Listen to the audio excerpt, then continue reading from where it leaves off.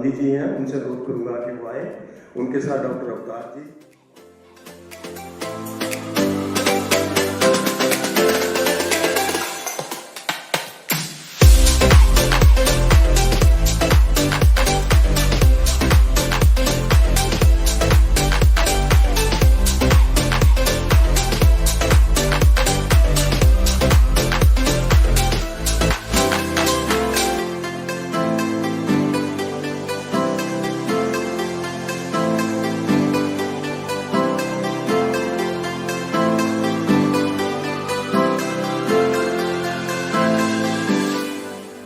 मुझे ये बताते हुए हर्ष हो रहा है कि डॉक्टर वंदना शाही जी को ये क्रेडिट जा रहा है कि 186 और 20 ये आज के स्कूल हैं, मेरे ख्याल में 20 स्कूल्स हैं, प्लस कर लो 206 स्कूल आज हम इस सेशन के अंदर पूरे कर पाए हैं। तो ये आप सबको बहुत बहुत बधाई। आप सब जो टीचर्स जो डिफरेंट स्कूल्स में हैं, प्रिंसिपल्स हैं, उनको ये क्रेडिट जा रहा है कि हम नैतिक मूल्यों को बढ़ावा देने के लिए इस कार्य को और आगे बढ़ा रहे हैं। तो आप सबका बहुत बहुत धन्यवाद। प्रतियोगिता के नियम यह है कि जो टॉपिक आपको दिया है उसी पर बोलना है। हिंदी, पंजाबी, इंग्लिश किसी भी भाषा में आप बोल सकते हो। समय 3 से 5 मिनट का रहेगा। 3 मिनट में पहली बेल होगी, उसको आपने नज़रअंदाज करना है। उसको ये नहीं सोचना कि मुझे रुकना है, बिल्कुल उसकी ओर आपने कोई ध्यान नहीं देना। 5 मिनट के बाद जो बेल होगी वो आपने बजने नहीं देनी, उससे पहले समाप्त करना है। पर चांस अगर बेल बज रही है, जो सेंटेंस आप बोल रहे हैं, मैं दिल्ली जाऊंगा, अगर दिल्ली पे आपकी बेल शुरू होती है, दिल्ली पर ही समाप्त करते, जाऊंगा वर्ड आप मत भूलिएगा। अंडरस्टैंड? जो सेंटेंस आप बोल रहे हैं उस सेंटेंस को आपने पूरा नहीं करना। अगर आप उसको पूरा करने के चक्कर में लगे रहे, बेल के बाद अगर आप एक शब्द बोलोगे तो वो डिस्क्वालीफाई कर देंगे, वो सुनने वाले नहीं है। उनका काम यही है कि जो हम कर्म करते हैं, कर्म करने में स्वतंत्र है, और जब हमने कर्म कर लिया तो फिर हम परमात्मा की व्यवस्था के अधीन है, वो फल हमें भुगतना पड़ेगा। समझ आ गई बात? अगेन आई रिपीट कि सेकंड बेल आपको बजने नहीं देनी है। 3 मिनट का आपका हो गया, बहुत अच्छा हो गया, कहीं भी आप उसको समाप्त कर दिए। कोई जरूरी नहीं है कि जो आप पूरा का पूरा करके लेके आए वो सारा का सारा ही सुनाना है। इसमें 3 में डिवाइडेड है। पहला ये है कि आपका जो कंटेंट्स क्या है उसके 10 नंबर होंगे, उसमें से आपको मिलेगा। आपका उच्चारण क्या है 10 नंबर उससे मिलेंगे। प्रेजेंटेशन क्या है 10 नंबर आपको उससे मिलेंगे। 30 में से आपको मार्क्स मिलेंगे, तीनों के ऐड होके तब जो है आपका वो रिजल्ट तैयार होगा। Is it clear? कोई और पूछना तो आप पूछ सकते हैं पार्टिसिपेंट्स। कोई पेपर आपने लेकर के नहीं जाना वहां पे। वहां उनके जो वो इतनी उनकी तीव्र दृष्टि है, किसी ने एक ने हाथ पे लिखा हुआ था, हिंट्स लिखे हुए थे, और वो उसी टाइम से वहां से मैसेज आ गया कि ये बच्चा जो है वो हाथ पे लिखा हुआ, उसको बुला करके उन्हें देखा उनका हाथ। तो ये यहाँ पर नैतिक मूल्यों को बढ़ावा देने के लिए हम काम कर रहे हैं। मेरे भाषण का विषय सदाचार है। सदाचार शब्द 2 शब्दों के मेल से बना है। सत्य और आचार्य शब्द का अर्थ हुआ सही आचरण। मनुष्य में सदाचार का होना बहुत जरूरी है। यह न केवल मनुष्य को मनुष्य बनाता है, उसे पूरे मनुष्य भी बनाता है। यह सदाचार ही है जो मनुष्य को जानवरों से अलग करता है। कारण यह है कि मनुष्य एक सामाजिक प्राणी है। मनुष्य का जन्म समाज के अंदर होता है। वह समाज में ही पाला पोसा जाता है, जीवन यापन करता है और अंतिम सांस लेता है। जो आदमी सदाचार से परिचित है अथवा उसमें उसका संस्कार पैदा नहीं हुआ, वैसा आदमी सही अर्थों में, नातों में सामाजिक मनुष्य है। ना ही वह समाज में कुछ पा सकता है, ना ही वह समाज को कुछ दे सकता है। सदाचार का पहला पाठ मनुष्य अपने परिवार से सीखते हैं। परिवार में उसके माता पिता हमेशा सबसे निकट रहने वाले सदस्य होते हैं। बाल्यावस्था में ही उसे बतलाया जाता है कि उसे किस प्रकार खाना खाना, बड़ों को नमस्ते करना और बोलना चाहिए। सदाचारी व्यक्ति क्रोध, ईर्ष्या जैसे भावना से दूर रहते हैं। वे किसी की बुराई करने में समय व्यतीत नहीं करते। वे किसी का को छोटा नहीं समझते और हमेशा सबको आगे बढ़ने की शिक्षा देते हैं। वे सदैव अच्छे विचार होते हैं। उनसे बात करके हमारा नजरिया भी बदल जाता है। इतने गुणे के धनी व्यक्ति इतनी आसानी से नहीं मिलते। इसलिए कोशिश करें कि ऐसे विचार आप अपने जीवन में अवश्य लाएं और दूसरों के लिए आदर्श भी बने। यदि आपका मित्र सदाचारी है तो उनका साथ ना छोड़ें, क्योंकि वह खुद तो सत्य के राह पर चलते हैं, साथ ही आपको भटकने नहीं देते। वे किसी भगवान की दूत की तरह आपका साथ देते हैं, उनमें छल नहीं होता और आगे निकलने के मूड में आपका कभी नुकसान नहीं करते। इसलिए ऐसे मित्र को कभी न छोड़ें।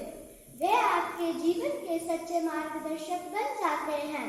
वे आपके सार्वजनिक विकास में ध्यान देते हैं। कहने का अर्थ यह है कि सदाचारी का साथ ना छोड़ें और उनसे सीखें और अपने जीवन में उसके सदाचारी इत्र की तरह महकाए। सदाचार को अपनाना बहुत बड़ी बात है। यह अचानक नहीं आता। इसके लिए एकांत में बैठकर मंथन करना पड़ता है और समाज को अपना परिवार समझना पड़ता है। किसी की मदद करके हम सदाचार का पालन कर सकते हैं और समाज में एक अलग पहचान बना सकते हैं। सदा आचरण आपके जीवन के सही गति और दिशा देते हैं, जो कि व्यक्ति को बहुत आगे ले जाते हैं। ऐसे व्यक्ति कभी निराश नहीं होते।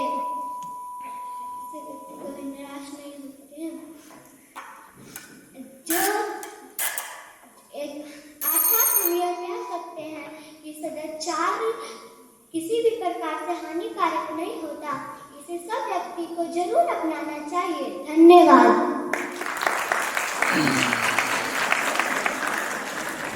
आज मैं आपके समक्ष एक भाषण प्रस्तुत करने जा रही हूँ, जिसका विषय है परमात्मा का निज नाम ओम।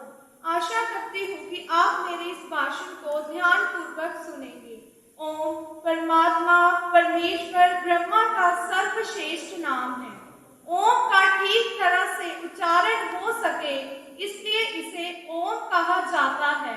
ओम का उच्चारण हस्त, दीर्घ और क्लूज से किया जाता है। जितना समय हस्त उच्चारण करने में लगता है, उससे कई दुगना समय दीर्घ उच्चारण करने में लगता है। ओम को ओकार शब्द भी कहा जाता है। ओम केवल और केवल परमात्मा का ही नाम है। इसको दीर्घ उच्चारण करने में जितना समय लगता है, उससे कई दुगना समय प्लूत उच्चारण करने में लग जाता है। इसके अलावा परमात्मा के जितने भी नाम हैं, वह सब ज्ञानी या गौर नाम हैं। इससे परमात्मा की इच्छा की शांति हम बहुत अच्छी तरह से कर सकते हैं। ओम शब्द को ओकार भी कहा जाता है। ओम परमेश्वर का सर्वोत्तम प्रधान अथवा निज नाम है। ओम परमात्मा का सर्वोत्तम प्रधान अथवा निज नाम है। ओम शब्द को केवल हम बुजुर्ग नहीं माना जाता। ओम शब्द को प्रणव नहीं कहा जा सकता। ओम शब्द को उदीर्घ भी कहा जाता है, क्योंकि हम ओम की कल्पना बहुत अच्छी तरह से कर सकते हैं। ओम शब्द का हमें जाप और प्रदान करना चाहिए, जिससे ब्रह्मचार्य भी लीन हो सकते हैं। ओम शब्द का जाप हमें करना चाहिए। अ और म का मतलब होता है मौन होना, यानी ब्रह्मलीन हो जाना। यह एक ग्रंथों के पाठ से पहले और उसके दौरान प्रार्थना गतिविधियों में किया जाता है। ओम एक पवित्र ध्वनि ही नहीं, बल्कि अनंत शक्ति का प्रतीक है। ओम। धन्यवाद। और से नमस्कार। आज हम यहाँ पे इस समारोह में इंटरनेट एवं मोबाइल फोन के बारे में कुछ कहने के लिए एकत्रित हुए हैं। इसके लिए मैं आप सबकी बहुत आभारी हूँ। मोबाइल फोन आजकल के आधुनिक युग में हमारी सबकी जरूरत बन चुका है। आज के समय में मोबाइल फोन हमें एक बेहतरीन जीवन जीने के लिए सहायता करता है, जिससे हम अपने जीवन की नई नई ऊंचाइयों को हासिल कर सकते हैं।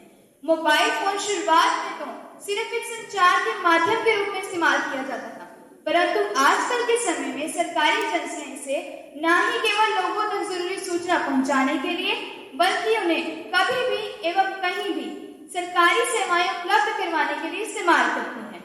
आजकल के समय में मोबाइल फोन हमारे लिए इतना महत्वपूर्ण क्यों है? क्योंकि आजकल हमारी अधिकतम चीजें मोबाइल फोन के ऊपर ही की जाती हैं। सब कुछ ऑनलाइन हो जाने की वजह से हमारे लिए मोबाइल इतना महत्वपूर्ण हिस्सा बन चुका है हमारे जीवन में। जैसे कि ऑनलाइन शॉपिंग, किसी को पेमेंट करना, किसी से बातचीत करना, आजकल सब हम अपने घर बैठे मोबाइल फोन के जरिए बड़ी ही आसानी से कर सकते हैं। मोबाइल फोन साधारण शब्दों में एक व्यक्तिगत उपकरण है जो कि सूचना भेजने, सूचना प्राप्त करने और दूर बैठे लोगों के साथ संपर्क बनाए रखने में हमारी सहायता करता है। पहले समय में मोबाइल फोन बड़ा ही भारी भरकम और इसके आकार, रंग काफी ही अलग होते थे, परंतु आज के समय में समय के परिवर्तन के साथ साथ इसके रंग, इसके आकार और इसके लाभ और हानियों में काफी परिवर्तन आए। पहले समय में जहां हमें किसी से बात करने के लिए काफी समय निकालना पड़ता था और जिसमें हमारी काफी लागत भी शामिल होती थी, परंतु आजकल हम आज के समय मोबाइल फोन एवं इंटरनेट का इस्तेमाल करके ये सब काम बड़ी आसानी से कर सकते हैं, जिससे हमारा समय और हमारे टाइम की लागत की भी बचत हो सकती है। और इसके साथ ही मोबाइल फोन में इंटरनेट बहुत ही जरूरी है। इंटरनेट हमें हमारे सवालों के जवाब ढूंढने में सहायता करता है और यह हमारे ज्ञान एवं हमारे अनुभव में वृद्धि भी करता है। इंटरनेट के जरिए हम कई सारे कंप्यूटर्स को आपस में जोड़ सकते हैं। इंटरनेट ने आज पूरे देश में अपनी एक अलग पहचान बना ली है। आज सब लोगों की जरूरत इंटरनेट बन चुका है। इंटरनेट ने हमारे व्यापार के तरीके और हमारे संचार के तरीकों में काफी परिवर्तन लाया है। इंटरनेट के जरिए हमारा एक मनोरंजन का नया स्थान स्थापित हुआ है। इंटरनेट के जरिए हम अपने जीवन को और भी सफलता से जी सकते हैं और इसके जरिए ही हमारे कई ऑनलाइन सिस्टम, चाहे वो ऑनलाइन पेमेंट हो, मेडिकल से रिलेटेड, बिजनेस सेक्टर से रिलेटेड, सब चीजें हमारी ऑनलाइन इंटरनेट पर उपलब्ध है। इसके अलावा ये सब चीजें तो हमारे इंटरनेट के ऊपर उपलब्ध है। अब हम इन सब का यूज कैसे कर सकते हैं? हम इन सब चीजों का यूज अपने मोबाइल फोन के जरिए कर सकते हैं। इसलिए हमारा इंटरनेट और जो मोबाइल फोन है वो दोनों आपस में जुड़े हुए हैं। जब भी हम इंटरनेट की बात करेंगे तो मोबाइल फोन की बात खुद ब खुद हमारे साथ आ जाएगी, क्योंकि हम इंटरनेट के ऊपर सारी ऑनलाइन सेवाएं प्रदान कर सकते, अपने आप को प्रदान कर सकते हैं और उसके अलावा हम ये सारी चीजें मोबाइल फोन में घर बैठे इसको इस्तेमाल कर सकते हैं। अगर यदि हम आज के समय में इसका सकारात्मक उपयोग करें तो हमारे जीवन को हम बड़ी अच्छी तरीके से जी सकते हैं और एक सफलता हासिल कर सकते हैं। तो इन सब चीजों को ध्यान में रखते हुए हम यह कह सकते हैं कि मोबाइल फोन एवं इंटरनेट ने हमारे जीवन को काफी सफल बना दिया है। तो इसी के साथ मैं अपनी स्पीच का निष्कर्ष निकालते हुए यह कहती हूँ कि मुझे आशा है कि आपको मोबाइल फोन एवं इंटरनेट के ऊपर एक स्पष्ट दृष्टि मिली होगी। धन्यवाद। आपका दिन शुभ हो।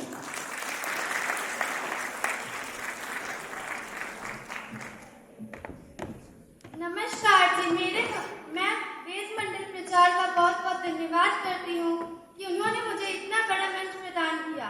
मेरे भाषण का विषय ओम है। ओम की उत्पत्ति भगवान शिव जी के मुख से ही हुई। जो कोई भी ओम का प्रतिदिन उच्चारण करता है वह शिव कृपा का भागी होता है। ओम 3 अक्षरों के मेल से बना है, अ, उ और म। आप जब भी ओम का उच्चारण करें तो इन 3 अक्षरों को ध्यान में रखकर करें। ओम सिर्फ एक पवित्र ध्वनि ही नहीं बल्कि अनंत शक्तियों का प्रतीक भी है। ओम इस दुनिया में किसी न किसी रूप में हर एक व्यक्ति के संस्कृति का एक प्रमुख भाग है। ओम या ओमकार परमात्मा ईश्वर उस एक के मुंह से निकलने वाला शब्द है जिन्होंने इस सृष्टि की रचना में अपने प्राण डाले। ओम की 3 मात्राएं हैं, अकार, उकार और मकार, जिसमें अकार का अर्थ है सतोगुण, उकार का अर्थ है रजोगुण और मकार का अर्थ है तमोगुण। ओम का जाप करने का महत्व। हमारे लिए ओम जाप करना बहुत ही महत्वपूर्ण है।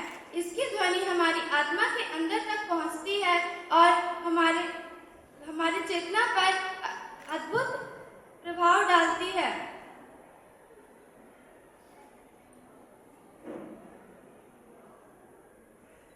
ओम पर कई अनुसंधान भी हो चुके हैं। प्रयोगों के दौरान कहा जाता है कि MRI की रिपोर्ट से यह साफ है कि ओम की ध्वनि सिर्फ सुनने से ही हमारे दिमाग के दाएं और बाएं हिस्सों पर प्रभाव पड़ता है, जिससे दोनों हिस्से सक्रिय हो पाते हैं। हिंदू, बौद्ध, जैन, सिख धर्म में भी ओम को एक पवित्र ध्वनि माना जाता है। ओम शांति का प्रतीक है। ओम का जाप करने का तरीका, वैसे तो ओम के जाप को लेकर कोई विशेष मुद्दा विख्यात तो नहीं, परंतु जब आपका मन और स्वास्थ्य स्वच्छ हो तब आप ओम का जाप कर सकते हैं। इसके लिए योग में बताया जाता है कि ओम का जाप करने के लिए आपका मन शांत होना चाहिए और जमीन पर बैठकर कमलासन या वज्रासन कर सकते हैं। इसके लिए आप अपनी आंख बंद कर सकते हैं। अगर आपको लगता है कि आप आंखें खोलकर भी एकाग्र कर सकते हैं तो आप आंखें खोल भी सकते हैं। अपना मुंह बंद रखें और नाक से सांस लें। अगर आप नाक और प्राकृतिक रूप से सांस लें। सांस लेने के लिए मांसपेशियों पर ज्यादा दबाव ना डालें। धन्यवाद।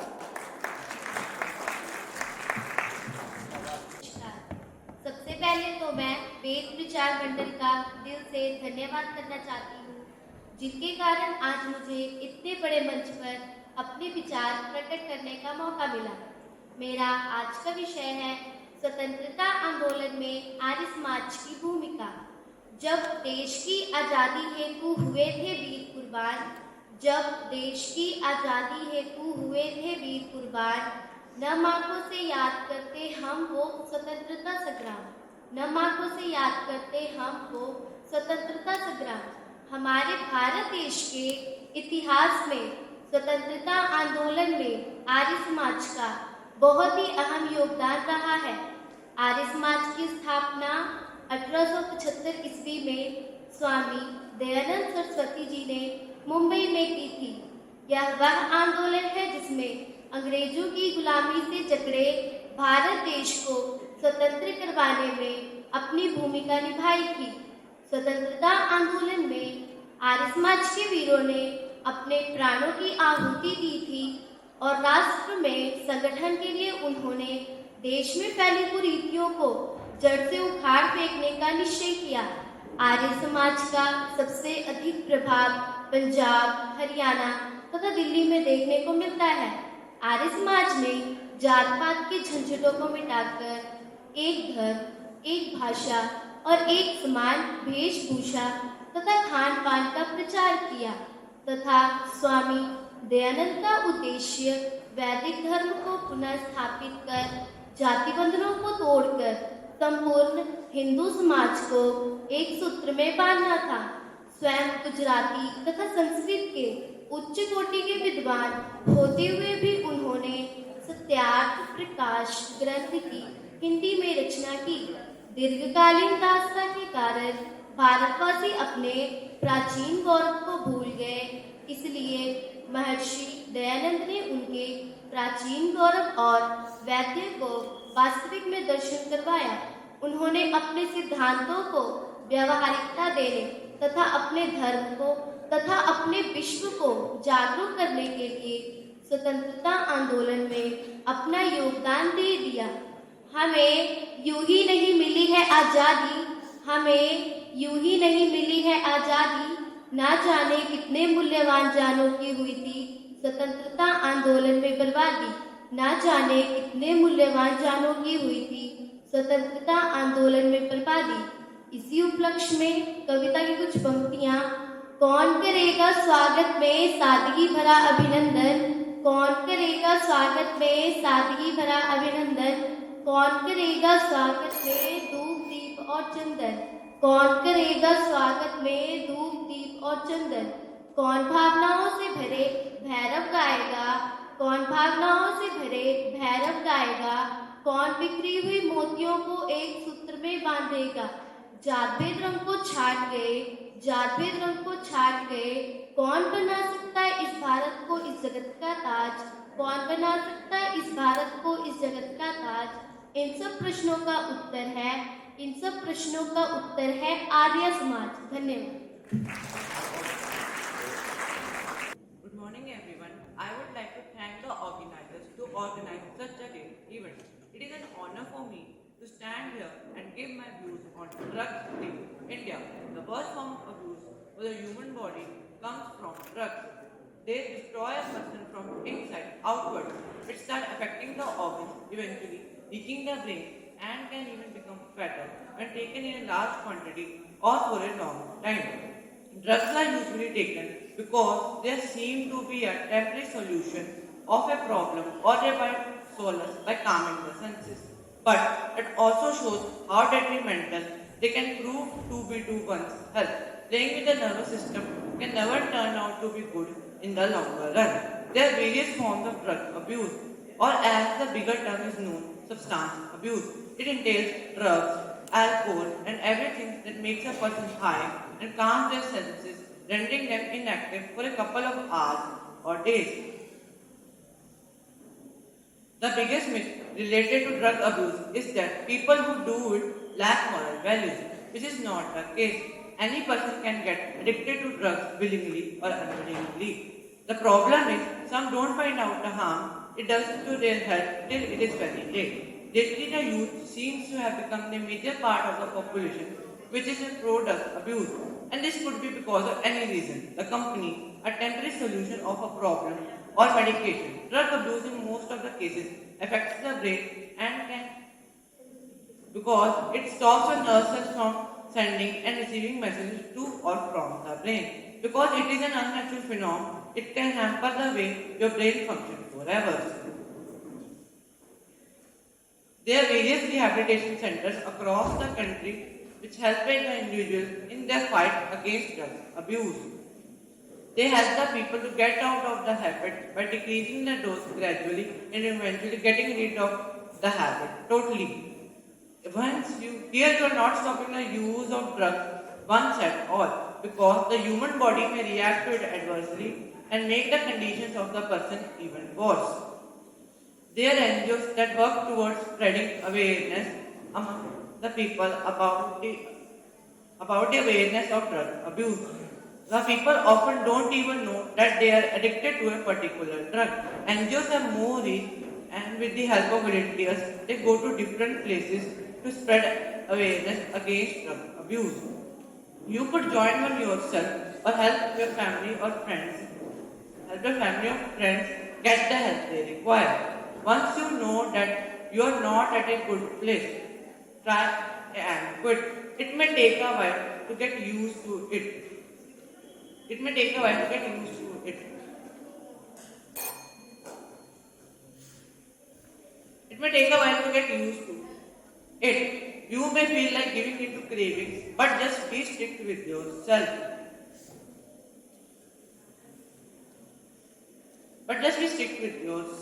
Also talk to people about it. There are chances that you may slip into depression, and that will only make the situation even worse.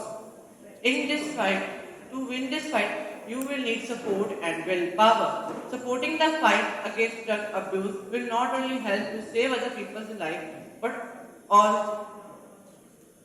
also to bring forth the real problem and understanding how deeply embedded it is in our culture. I want to conclude by saying that drug abuse should be an absolute no for all, and I sincerely hope that our students and society will never ever try to use drugs. Thank you.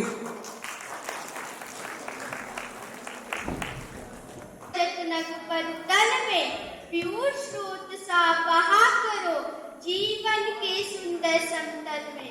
नमस्कार, मैं यहाँ पर आए हुए सभी अतिथियों का अभिनंदन करती हूँ।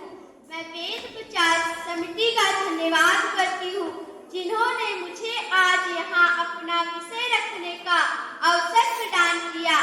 मेरा विषय है धरा का आधार नारी।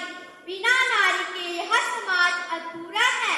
जैसे पत्नी पति की अर्धांगिनी है, ठीक उसी प्रकार नारी भी समाज का अर्धांग है। यदि मनुष्य शिव है तो नारी शक्ति है। यदि पुरुष विश्वासी है तो नारी श्रद्धामयी है। यदि पुरुष पौरुषमयी है तो नारी लक्ष्मी है। वह पुत्री के रूप में पोषणीय, पत्नी के रूप में अभिमन्य और माता के रूप में पूजनीय है। उसमें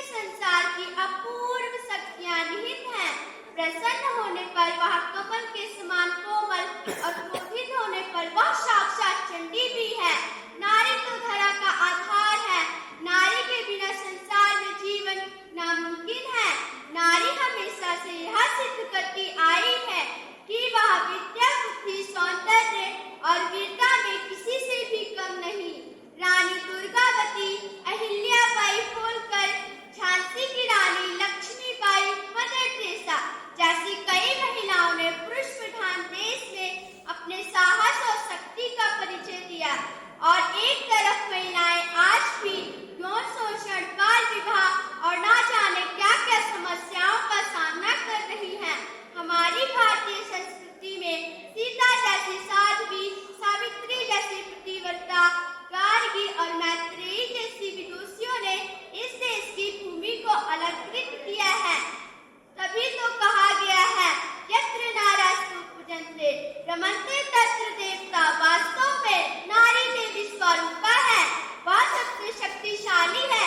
लेकिन आजकल के जमाने में भी लोग नारी को कमजोर, निस्सहाय समझते हैं। आज की नारी आर्थिक व मानसिक रूप से आत्मनिर्भर है। ऐसा कोई क्षेत्र नहीं जहां नारी के कदम ना पहुंचे हों। हर शहर की शिक्षा, कला, विज्ञान और राजनीति आदि के क्षेत्रों में आज नारी का प्रवेश है। हम सभी को नारी और उसके अस्तित्व का सम्मान करना चाहिए, क्योंकि वह अपने साथ साथ समाज और देश की उन्नति में मुख्य भूमिका निभाती हुई नजर आ रही है। अंत में मैं ये कहना चाहूंगी, नारी शक्ति है, सम्मान है। नारी शक्ति है, सम्मान है। नारी गौरव है, अभिमान है। नारी गौरव है, अभिमान है। नारी ने ही रचा यह विधान है। नारी तुझे शत शत प्रणाम है। धन्यवाद। आदरणीय अध्यक्ष महोदय, निर्णायक मंडल, श्रोतागण एवं मेरे प्यारे साथियों, आज का इस भाषण प्रतियोगिता में आपके आने का स्वागत। मेरा विषय है परमात्मा का निज नाम ओम। ओम क्या है? ओम कैसे बना? ओम हिंदू धर्म का प्रतीक चिन्ह है। ओम शब्द सबसे पवित्र शब्द है। ओम जो ईश्वरीय शक्ति की पहचान है। मांडुक्य उपनिषद के वचन और नित्य दर्शन में के अनुसार सभी वेदांती शास्त्रों में भी परमेश्वर का प्रधान और निज नाम ओम को कहा गया है। योग दर्शन में भी यह स्पष्ट है कि ओम शब्द 3 अक्षरों से मिलकर बना है, अ, उ, म। यह ब्रह्मा, विष्णु और महेश का प्रतीक है। ओम शब्द की महिमा अपरंपार है। यह नाभि, हृदय और आगे चक्र को जगाता है। इसके उच्चारण से समस्त नारियां स्वस्थ हो जाती है, जिससे हमारा आभा मंडल शुद्ध हो जाता है और हमारे अंदर छुपी हुई सूक्ष्म शक्तियां जागृत हो जाती हैं और इससे हमें आत्म अनुभूति भी होती है। क्या आपको पता है कि ओम की तीनों ध्वनियों का अपने महत्व है? सबसे प्रथम ओ चेतना का पहला स्तर है। इस स्तर में इंद्रिया ब्रह्मामुखी होती है। इसका अर्थ है यह बाहरी विश्व की ओर ध्यान देती है। दूसरी ध्वनि ऊ चेतना का दूसरा स्तर है।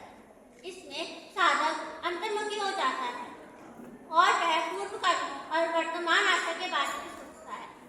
इसमें साधक जीवन को माया से अलग समझने लगता है। ध्वनि चेतना का तीसरा स्तर, इसे प्रज्ञा भी कहते हैं। इसमें साधक सपनों से आगे निकल जाता है।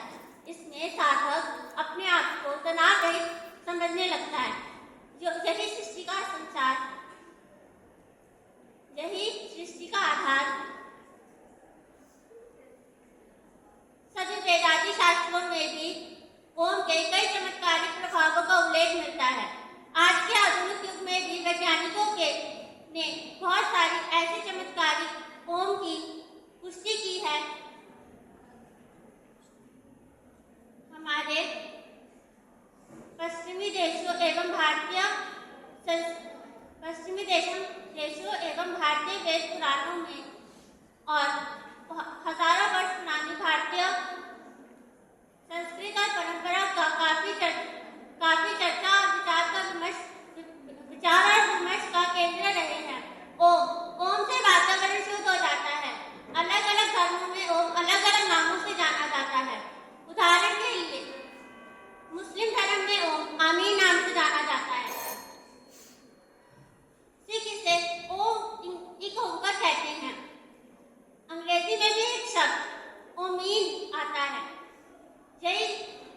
ओम शब्द सारी ध्वनियों का सार है। ओम ओम सभी मनुष्य ओम का जाप इसलिए करते हैं ताकि वो मन की शांति प्राप्त कर सके। ओम शब्द सिर्फ एक शब्द नहीं, यह मन को शांत करने वाली एक ऐसी प्रक्रिया है जो हर मनुष्य को करनी चाहिए। हमें ओम का जाप सिर्फ मन की शांति के लिए तथा भगवान को याद करने के लिए करना चाहिए। ओम शब्द भारतीय इतिहास में हजारों अर्थों से जानी जाती है। यह अनादि, अनंत एवं नवीन का प्रतीक है। इसे ओम को अनाहत भी कहते हैं। इस हर प्रत्येक मनुष्य के अंदर यह गूंजते रहती है तथा पूरे ब्रह्मांड में भी गूंजती रहती है। इसके गूंजते रहने का कोई कारण नहीं है, इसे उत्पन्न नहीं किया जा सकता। हर मनुष्य को ओम का उच्चारण करते रहना चाहिए। इससे सकारात्मक ऊर्जा पैदा होती है। हर मनुष्य को सकारात्मक रहने के लिए ओम का उच्चारण करते रहना चाहिए। हर व्यक्ति को ना सिर्फ दिखावे के लिए परंतु अपने आप को सिद्ध करने के लिए भी ओम का जाप करना चाहिए। ओम के जाप से मन शांत और ध्यान लगा रहता है। हर व्यक्ति को ओम का जाप करते रहना चाहिए। धन्यवाद। नमस्कार, मैं यहाँ उपस्थित सभी का धन्यवाद करती हूँ। सर्वप्रथम मैं वेद प्रचार मंडल के प्रबंधक जनों का धन्यवाद करती हूँ जिन्होंने इस वैदिक भाषण प्रतियोगिता का आयोजन किया। मुझे जो विषय दिया गया है वह हम सबका हो एक सपना, हम सबका हो एक सपना, नशा वही हो समाज अपना। हम सबका हो एक सपना, नशा वही हो समाज अपना। मैं अपने विषय को आरंभ करती हूँ। मुझे जो विषय दिया गया है वह हर देश की चिंता अर्थात दुनिया की चिंता का विषय है। हम सब जानते हैं किसी भी देश की तरक्की और देश का भविष्य देश के युवाओं पर टिका है। देश का युवा अगर गलत रास्ते पर चले तो उसका जीवन अंधकार में चला जाता है।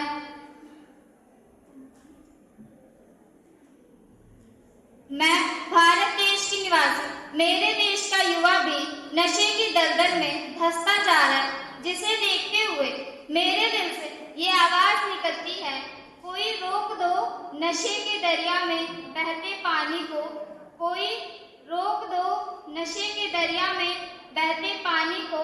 अभी वक्त है, बचा लो मेरे देश की जवानी को। आज का युवा नशे के सेवन को अपना फैशन बना दिया।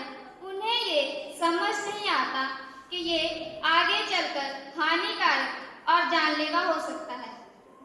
हे मेरे देश के युवा, नशे की लत जो तूने ये पाली है, नशे की लत जो तूने ये पाली है, समाज के लिए अत्याचारी है। ढेर लग जाते हैं शमशानों में, ढेर लग जाते हैं शमशानों में। आज दूसरे की तो कल तेरी बारी है, आज दूसरे की तो कल तेरी बारी है। नशों से मानसिक और सामाजिक दुष्प्रभाव पड़ रहे हैं। ये भारतीय समाज की बहुत बड़ी विडंबना है कि नशेड़ी लोग दो पल के सुख और मजे के लिए सब कुछ दांव पर लगा देते हैं। हे नशा करने वालों, नशे की खुद समझ जाओ और दूसरों को भी रोको। हे नशा करने वालों, खुद समझ जाओ और दूसरों को भी रोको।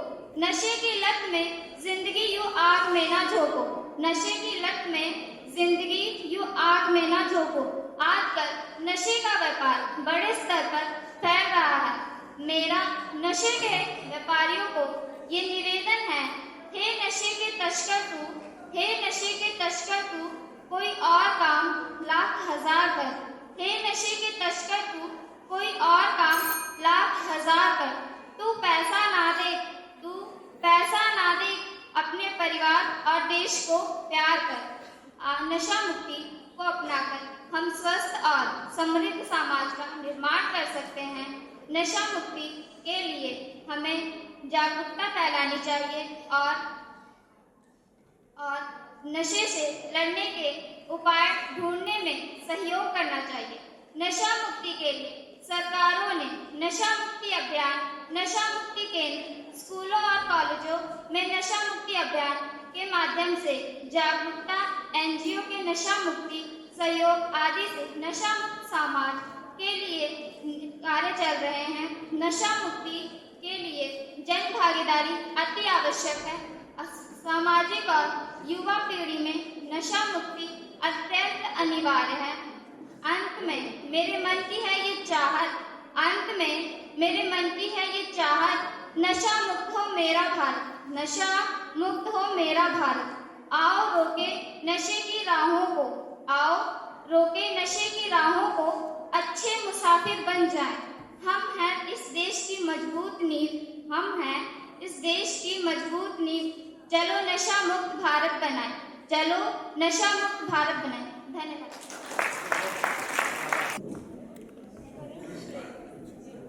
बेटे पेपर नहीं यूज करना आपने। परमश्रेष्ठ माननीय अध्यापक महोदय व मेरे सहपाठियों, मैं काजल बिष्ट श्री गणपति विद्या मंदिर हाई स्कूल से धर्म के उपलक्ष्य में अपने विचार प्रस्तुत करना चाहती हूँ। संसार में अनेक विद्वानों ने धर्म की परिभाषा अपने अपने अनुसार व्यक्त की है, लेकिन मेरे अनुसार धर्म का मूल अर्थ है जिसे हम धारण करें या अपने स्वभाव में अपनाएं। जीवन के 4 पुरुषार्थों में इसे पहला स्थान दिया गया है। आज के परिवेश में मनुष्य धर्म की चादर ओढ़कर कई बार आंटवर कर बैठता है, जो मनुष्य के लिए घातक है। हम भूल जाते हैं कि धर्म का फल मनुष्य को तभी प्राप्त होता है जब व्यक्ति निष्ठापूर्वक धर्म का आचरण करता है। ना तू हिंदू बनेगा, ना तू मुसलमान बनेगा, इंसान की औलाद है, इंसान बनेगा। सही मायने में यही गीत धर्म का ही संदेश है। सभी धर्मों के पितामह है परमात्मा शिव, जो बिंदु स्वरूप होते हैं। सभी धर्म शिव जो और महत्व के लोग उनको अलग अलग नाम से पुकारते हैं। भगवान, खुदा, ईश्वर, प्रभु, गॉड आदि नाम से पुकारते हैं। इससे मनुष्य में मनुष्य को बनाए रखने के लिए धर्म की आवश्यकता है। धर्म के नहीं होने पर मनुष्य आसमान में भटकते दिशाहीन बादलों की तरह नष्ट हो जाएगा। मनुष्य को नष्ट होने से बचाने के लिए धर्म की आवश्यकता है। इन्हीं शब्दों के साथ मैं अपने विचार यहीं पर समाप्त करती हूँ। यदि कोई मेरे से गलती क्षमा याचना हो तो मैं क्षमा याचना मांगती हूँ। धन्यवाद। जय हिंद, जय भारत। ये मैं समझता हूँ कि इस प्रतियोगिता में यहाँ आके बोलना ही अपने आप में बहुत बड़ी हिम्मत की बात है। तो आज हमारे मध्य में आज के समारोह के मुख्य अतिथि माननीय श्री सुरजीत सिंह जी भदौड़, जो कि जनरल मैनेजर हैं वेरका मिल्क प्लांट में। आप सबसे अनुरोध है कि एक बार जोरदार तालियों से उनका स्वागत करें और उनको सम्मानित करने के लिए मैं आमंत्रित करना चाहूँगा श्री ललित जसवाल जी, उनके साथ श्री राकेश चांदना जी।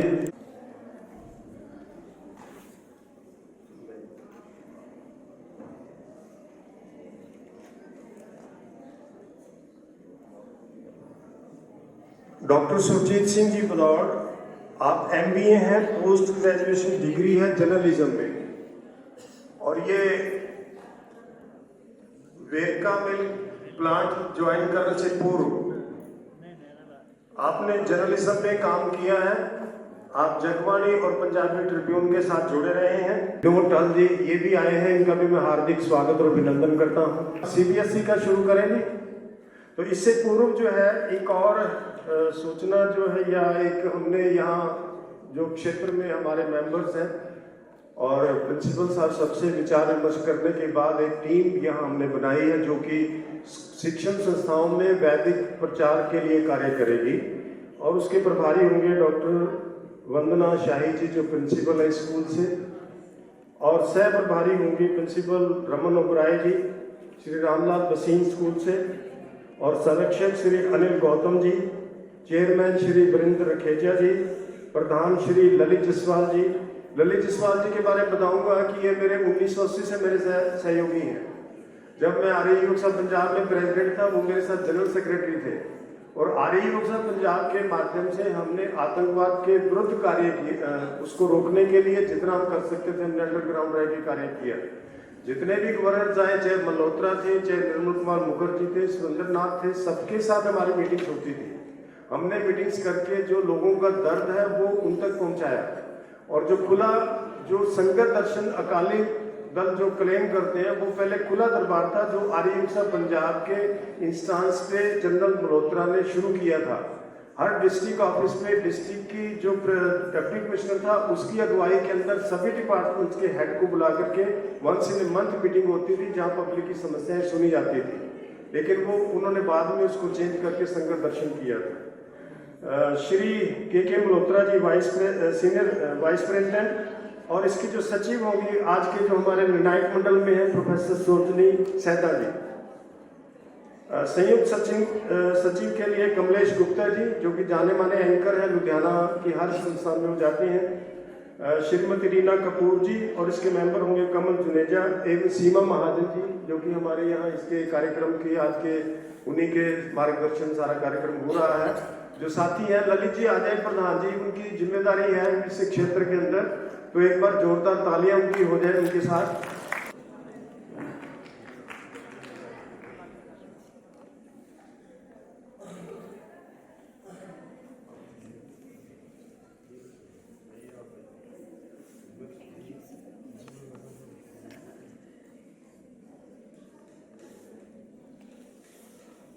प्रतियोगी को अनुरोध करूंगा कि वो अपना जो भाषण है वो शुरू करेंगे, और 13 नंबर जो है वो ऊपर मंच पे चले जाएंगे। आशा रखता हूँ कि वेद प्रचार मंडल के कार्य को आगे बढ़ाने में आप भी हमें यहाँ सहयोग करेंगे। धन्यवाद।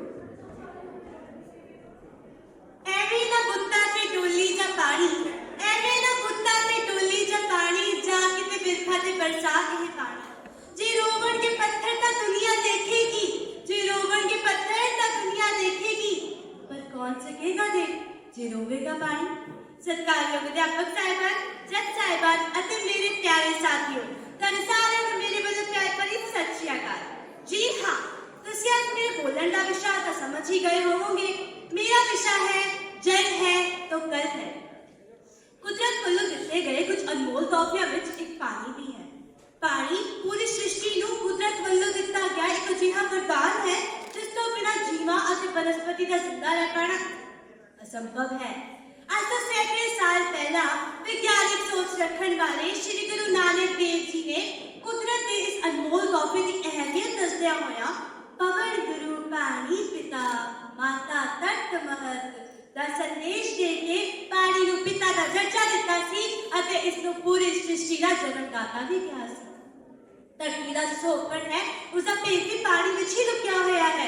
इस धरती उत्ते पहली बार जीवन भी पानी विच ही चढ़िया सी अते जिन्ना ग्रहां उत्ते पानी नहीं है वो तां निरे पत्थर हन।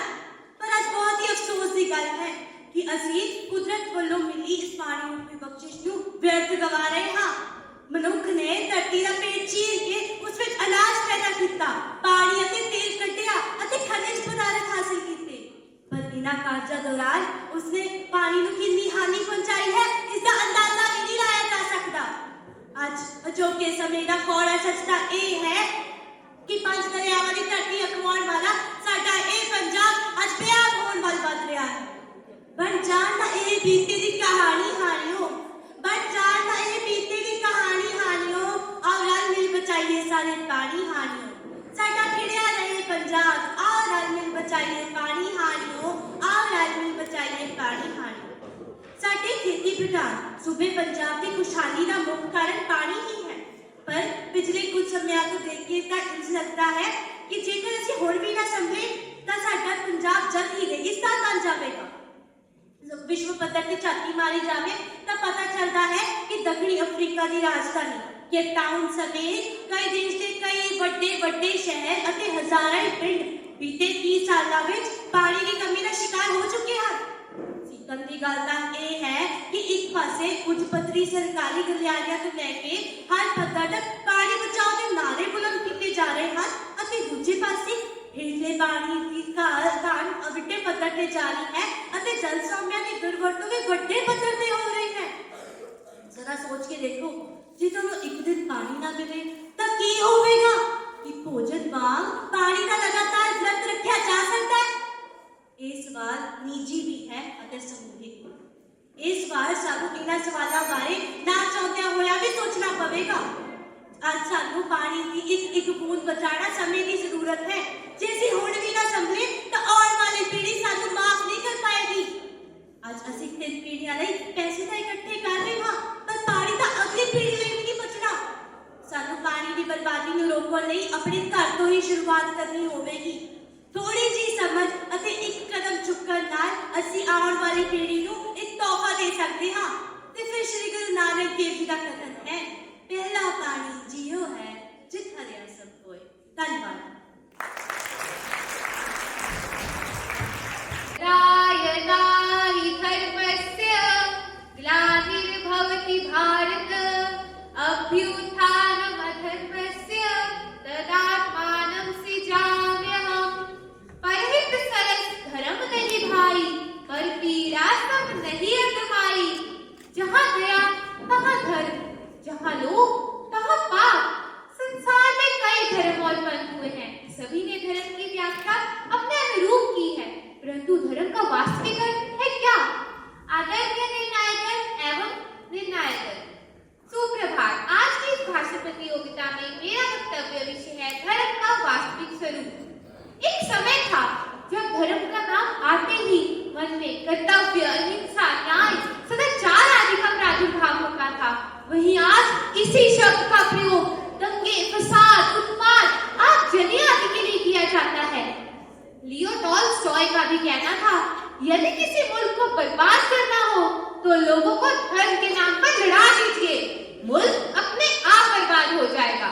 जी हाँ, आज लोग धर्म या ईमान को समझे या ना समझे, किंतु इसके नाम पर उबल पड़ते हैं। जो लोग धार्मिक स्थानों की, निर्जीव ईंट पत्थरों की रक्षा हेतु न केवल ईश्वर की अमूल्य देन मनुष्य को न केवल नुकसान पहुंचाते हैं, अपने तो उत्साहित हो उसका अस्तित्व ही खत्म कर देते हैं। क्या मार काट, दंगे फसाद, मैं मेरा यही धर्म है? क्या प्रभु व धर्म की रक्षा करने हेतु इंसानियत का ही कत्ल कर देना यही धर्म है?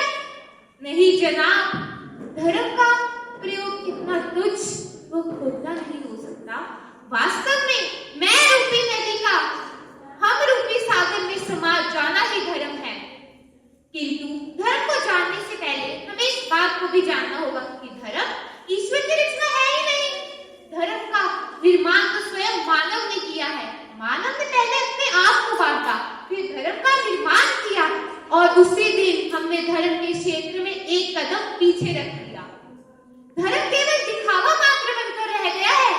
धर्म को कभी धर्म स्थानों पर ढूंढा जाने लगा तो कभी रीति रिवाजों और कर्म कांडों में, किंतु धर्म का वास्तविक रूप तो स्वयं से स्वयं का साक्षात्कार है, अर्थात स्वयं के द्वारा स्वयं को देखना। या फिर कह सकते हैं धार्यते इति धर्म, अर्थात धर्म तो वह है जो धारण करने योग्य है, जिससे दूसरों का अस्तित्व भी बना रहे तथा मनुष्य का मनुष्यता भी। चलिए धर्म के सभी तथ्यों को एक तरफ रखकर हम अपने पुरातन इतिहास की ओर झांकते हैं, जहाँ प्रतिज्ञा पर पितामह ने द्रौपदी के साथ हुए न्याय को केवल इसलिए सहा क्योंकि उस समय उनकी प्रतिज्ञा ही उनका धर्म था। वहीं भगवान श्री कृष्ण ने अपनी प्रतिज्ञा केवल इसलिए तोड़ दी क्योंकि लोक कल्याण उनका धर्म था। इसी तरह धर्म के प्रति सबका अपना अपना दृष्टिकोण है, किंतु मेरे अनुसार तो धर्म का रूप वही है जो प्रत्येक प्राणी मात्र का कल्याण करे।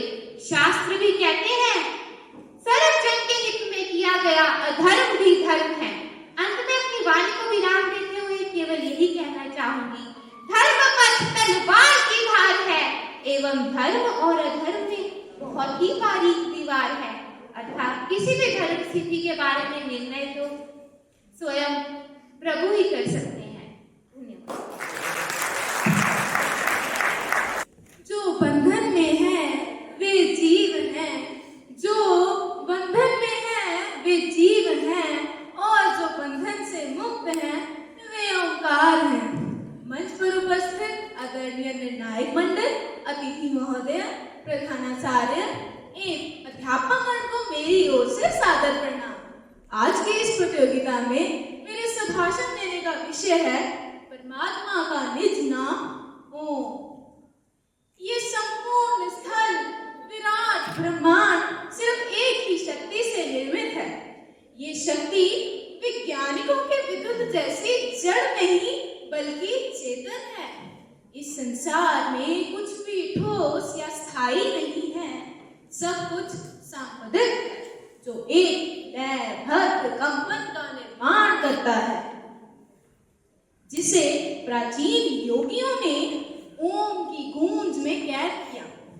हम अपने दैनिक जीवन में इस गूंज के प्रति कभी सचेत नहीं रहते, लेकिन अगर हम गौर से सुने तो हम इसे शरद ऋतु के पत्तों में, नदियों की लहरों में या शंख की आवाज में सुन सकते हैं।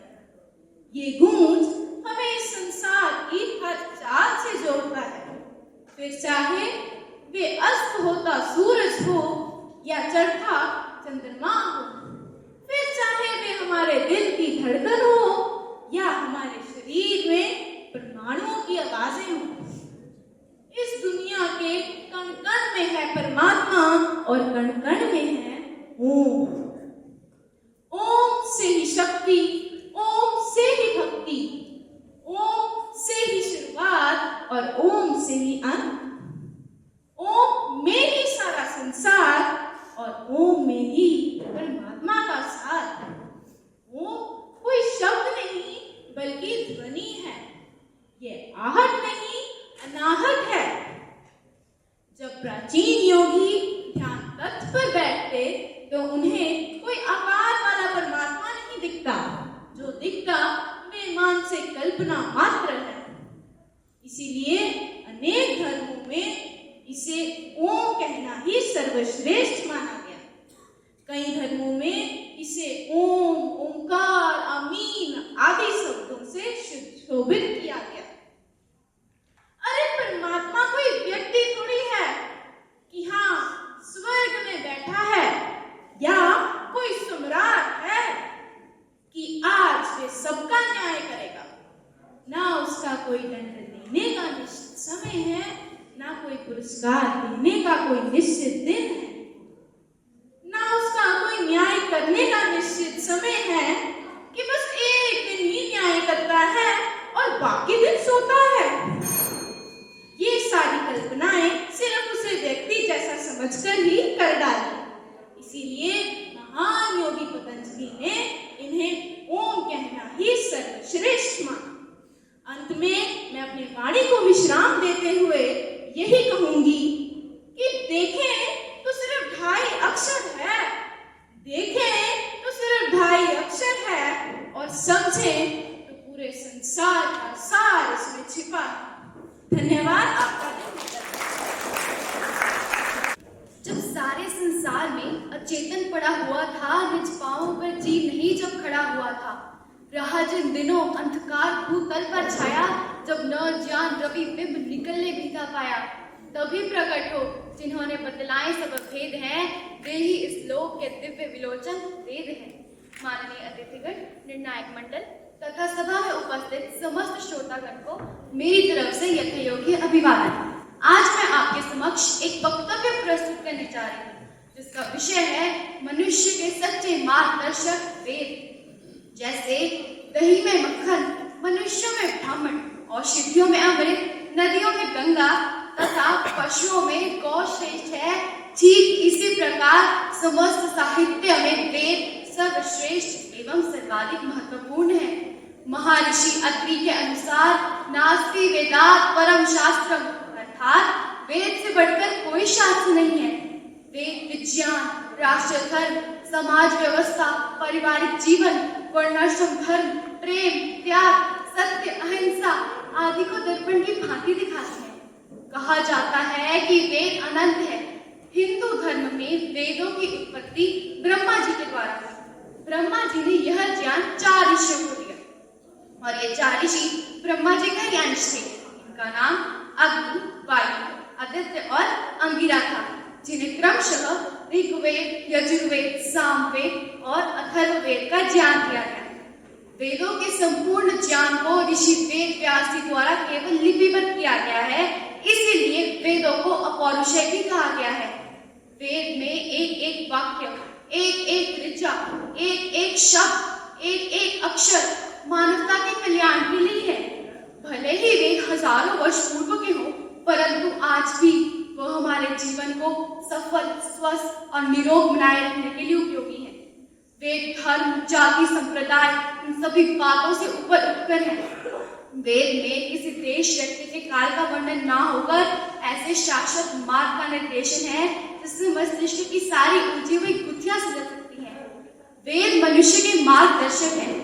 अधिक नहीं, अगर सही समय पर पौष्टिक आहार ग्रहण करना, सत्य मार्ग पर चलना, सकारात्मक सोच रखना, अनुशासन में रहना, क्रोध पर नियंत्रण पाना आदि गुण मनुष्यों में गर्भित हो जाते हैं तो वह दिन दूर नहीं जब विश्व भर में होने वाले युद्ध समाप्त हो जाएंगे, प्राकृतिक आपदाएं मिट जाएंगी, पल पल होने वाले अनर्थ सिमट जाएंगे।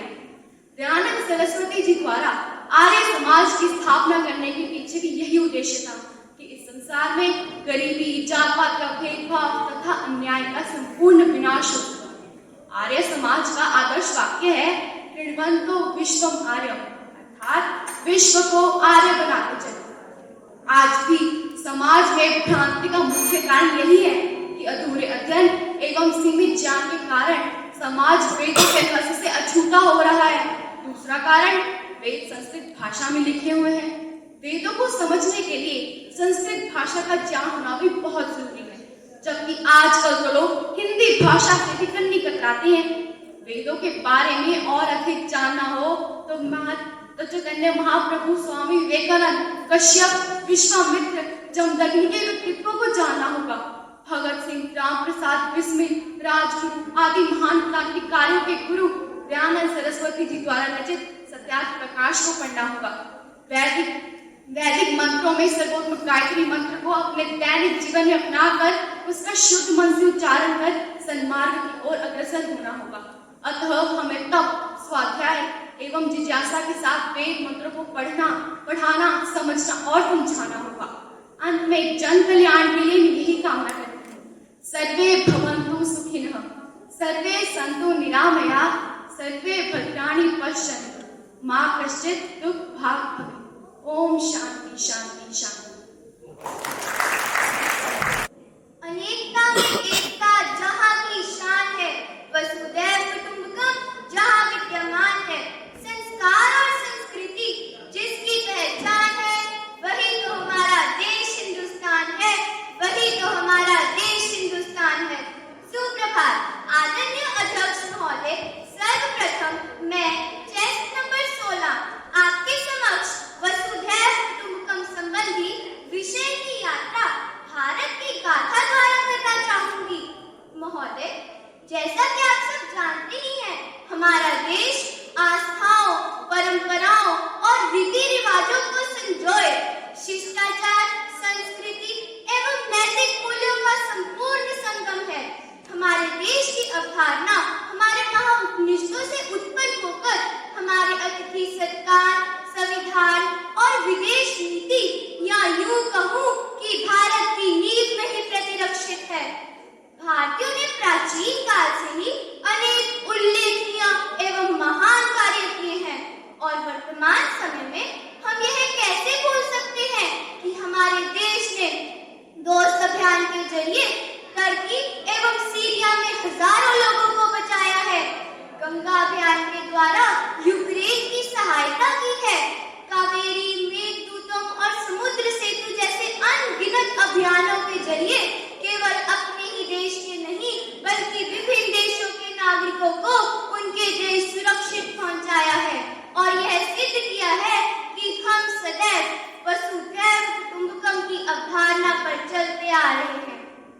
महोदय, हम यह कैसे बोल सकते हैं कि कोरोना जैसी वैश्विक महामारी के समय में संपूर्ण विश्व को अपना परिवार मानते हुए हमने 100 से अधिक विकासशील देशों तक कोरोना महामारी की दवा पहुंचाई है, और दूसरी तरफ कई विकसित देशों जैसे अमेरिका, नीदरलैंड और जर्मनी ने भी वैश्विक संकट के समय मदद का हाथ बढ़ाया।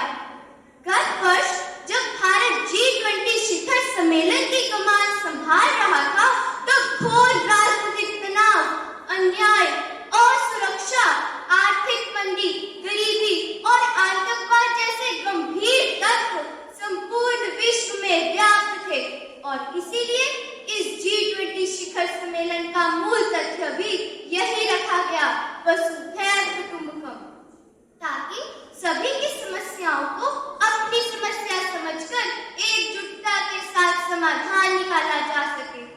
महोदय, जैसा कि आप जानते ही हैं, आज के समय में इंसान तमाम तरह की मुसीबतें झेल रहा है।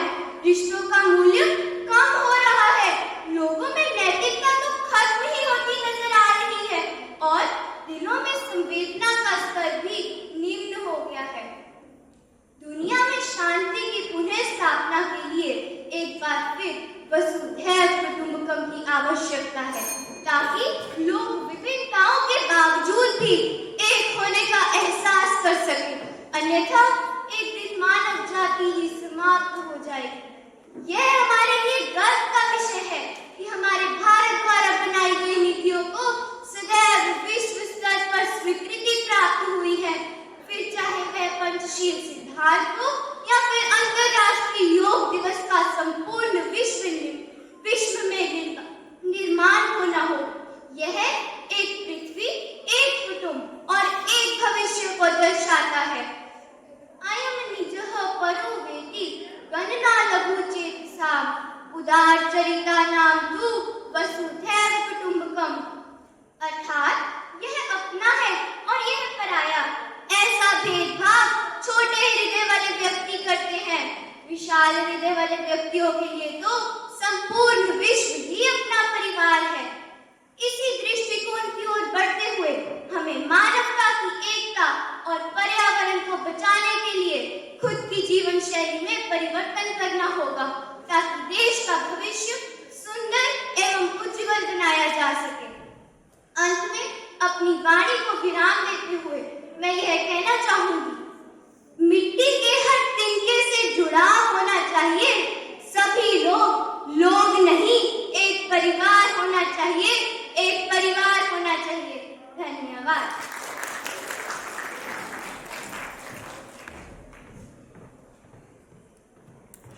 सभागार में उपस्थित सभी विद्वजनों को मेरा सादर प्रणाम एवं सुप्रभात।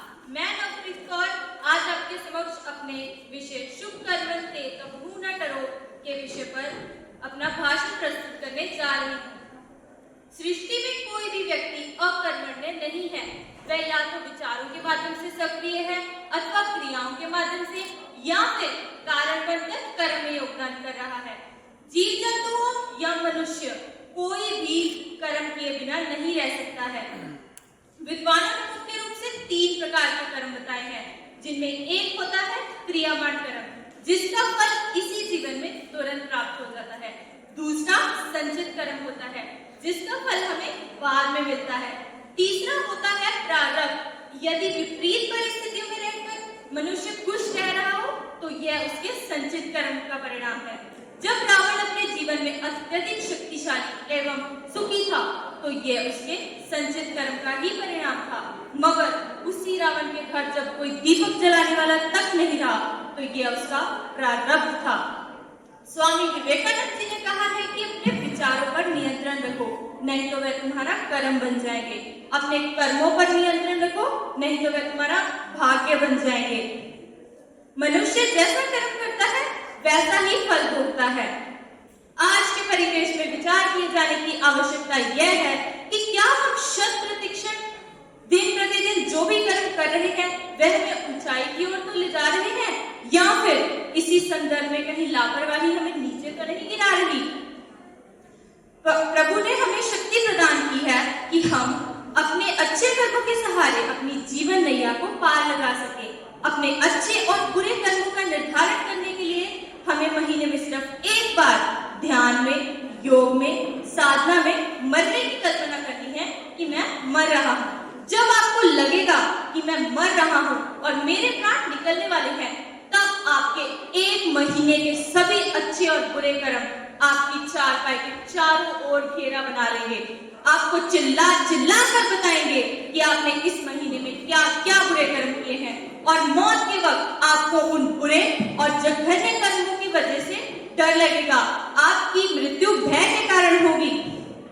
इसी प्रकार आपके अच्छे कर्म भी तो आपके आसपास खड़े होंगे, वह भी आपको बता रहे होंगे कि जाओ खुश होकर मरो, तुमने दुनिया के लिए अच्छे कर्म किए हैं। इस प्रकार आपकी मृत्यु प्रसन्न मुद्रा में होगी। जब भय के कारण मृत्यु होती है तो आत्मा का जाने का रास्ता बुरे मार्ग से होता है, और यदि प्रसन्न मुद्रा में मृत्यु हो तो आत्मा का जाने का रास्ता अच्छे मार्ग से होता है। इसीलिए अपने अच्छे और बुरे कर्मों का विश्लेषण हमें रोजाना सोने से पहले अवश्य करना चाहिए। ऐसा करने से आपके जीवन में आनंद कूट कूट कर भर जाएगा। अपने अच्छे कर्मों को बढ़ोतरी हमें जरूर देनी चाहिए।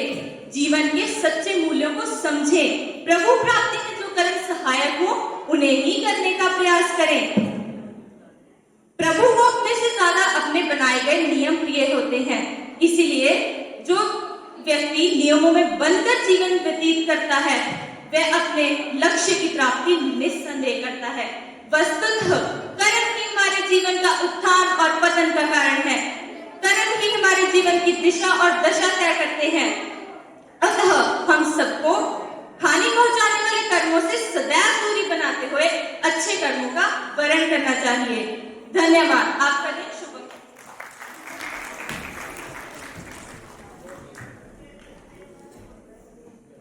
आर्य समाज के संस्थापक, वेदों और ग्रंथों के ज्ञाता, अंधविश्वास व कोई आडंबर इस संत को नहीं भाता। तप, तपस्या और कर्मयोग से जनमानस को नई राह दिखला दी। शत शत नामन युवा चेतना के नायक महर्षि स्वामी दयानंद सरस्वती, महर्षि स्वामी दयानंद सरस्वती।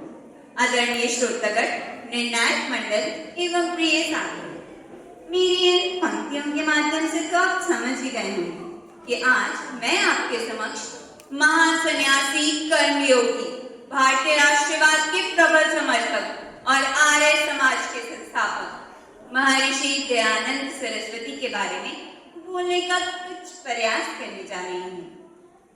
मूल नक्षत्र में जन्मे मूल शंकर का जन्म 19वीं शताब्दी के उस दौर में हुआ जब महान हिंदू संस्कृति पश्चिमी सभ्यता से पिछड़ती जा रही थी। मूल शंकर ने वेदों का, शास्त्रों का गहन अध्ययन किया व जाना कि हमारी महान भारतीय संस्कृति किसी भी तरह से विदेशियों की उथली सभ्यता से कम नहीं है। युवावस्था में ही मूल शंकर जान गए कि हमें हमारे वेदों की ओर लौट कर जाना है। जो विदेशी प्रभाव से धर्मी हो गए थे उन्हें शुद्धिकरण का मार्ग दिखाकर दोबारा धर्म से जोड़ने का महान कार्य केवल स्वामी दयानंद ही कर सके। स्वदेशी और स्वशासन का महत्व भी सर्वप्रथम इसी महापुरुष ने परिचित करवाया था, जिससे आजादी की लड़ाई में लड़ रहे लौह पुरुष सरदार वल्लभ भाई पटेल आदि का पथ प्रदर्शन कर उनमें एक नया जोश भरा। हृष्ट पुष्ट व बलशाली शरीर के स्वामी दयानंद ने अनेकों शारीरिक तप किए। नंगे पांव अलकनंदा के मूल स्थल को ढूंढने कैलाश की दुर्गम पहाड़ों पर जाना हो या वर्षों तक जंगलों में भटक भटक कर सच्ची ज्ञान व सच्ची गुरु की खोज करनी हो, कोई भी कठिनाई इनके लक्ष्य प्राप्ति के मार्ग में बाधा न बन सकी। बाल अवस्था में एक बार पिताजी के आग्रह करने पर बालक मूल शंकर ने शिवरात्रि का व्रत रखा। वह रात्रि पूजा के दौरान मंदिर में शिवलिंग पर मूषकों को चढ़ते देखा तो नन्हा बालन जान गया कि मूर्ति पूजा व दिखावों के लिए किए गए आडंबरों से युक्त भक्ति मुक्ति का मार्ग नहीं बन सकता हैजे से हुई बहन की मृत्यु व एक प्रियजन की अकाल मृत्यु ने इस मुक्ति के मार्ग के विचार को और भी प्रबल कर दिया। सांसारिक मोहजाल में पुत्र को बांधने के विचार से माता पिता ने उसे गृहस्थ बंधनों में बांधने का निर्णय लिया, मगर बालक मूल शंकर ने स्पष्ट रूप से इनकार करते हुए ज्ञान मार्ग पर आगे बढ़ने की दृढ़ इच्छा प्रकट की। वह सच्चे ज्ञान की खोज में घर त्याग कर 21 वर्षों की युवावस्था में ही धर्म के मार्ग को चुना। विभिन्न संतों महात्माओं से मिलते मिलाते स्वामी विवेकानंद की शरण में पहुंचे, जहां गुरुजी ने उन्हें वेद वेदांतों का अध्ययन कराया। गुरुजी से प्राप्त ज्ञान के दीपक को लिए स्वामी दयानंद सरस्वती ने अनेकों स्थानों का भ्रमण किया। उन्होंने हरिद्वार में कुंभ के अवसर पर पाखंड खंडनी पताका फहराई। स्वामी जी ने मनुष्यकृत ग्रंथों की अपेक्षा ऋषियों द्वारा रचित धर्म ग्रंथों के मार्ग पर चलने का संदेश दिया। संस्कृत के इस महान तार्किक के सामने बड़े बड़े विद्वान भी हार मानते गए।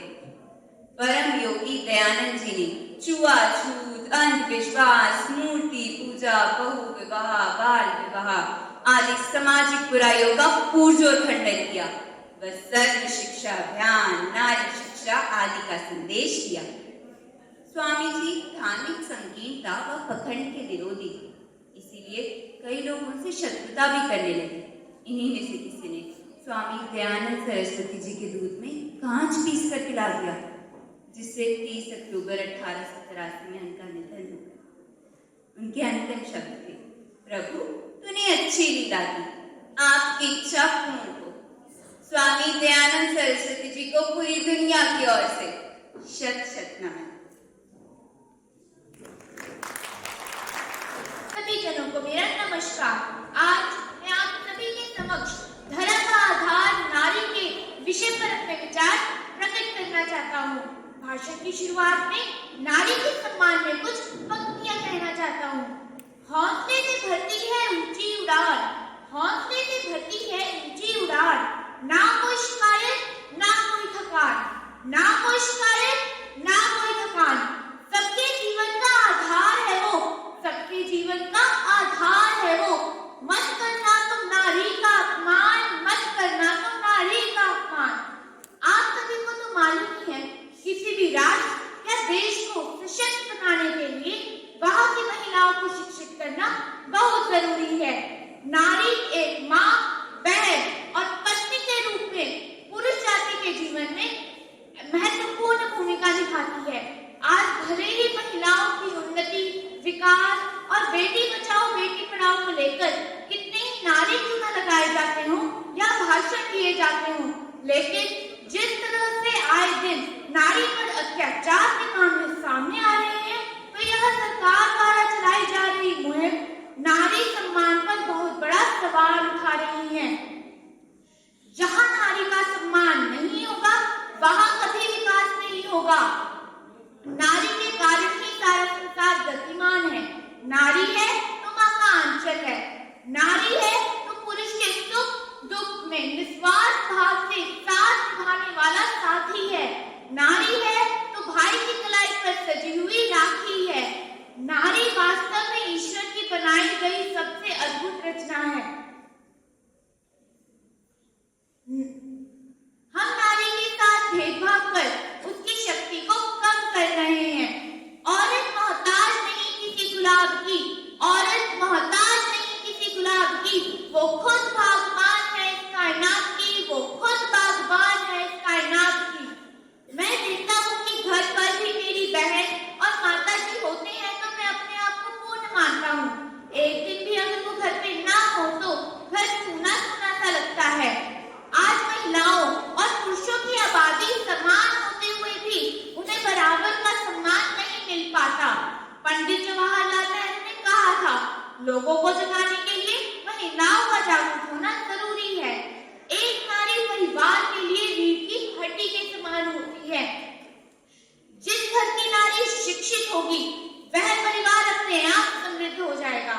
अंत में मैं यही कहूंगा कि धर्म का आधार नारी ही है। इसके बिना हम जीवन की कल्पना भी नहीं कर सकते।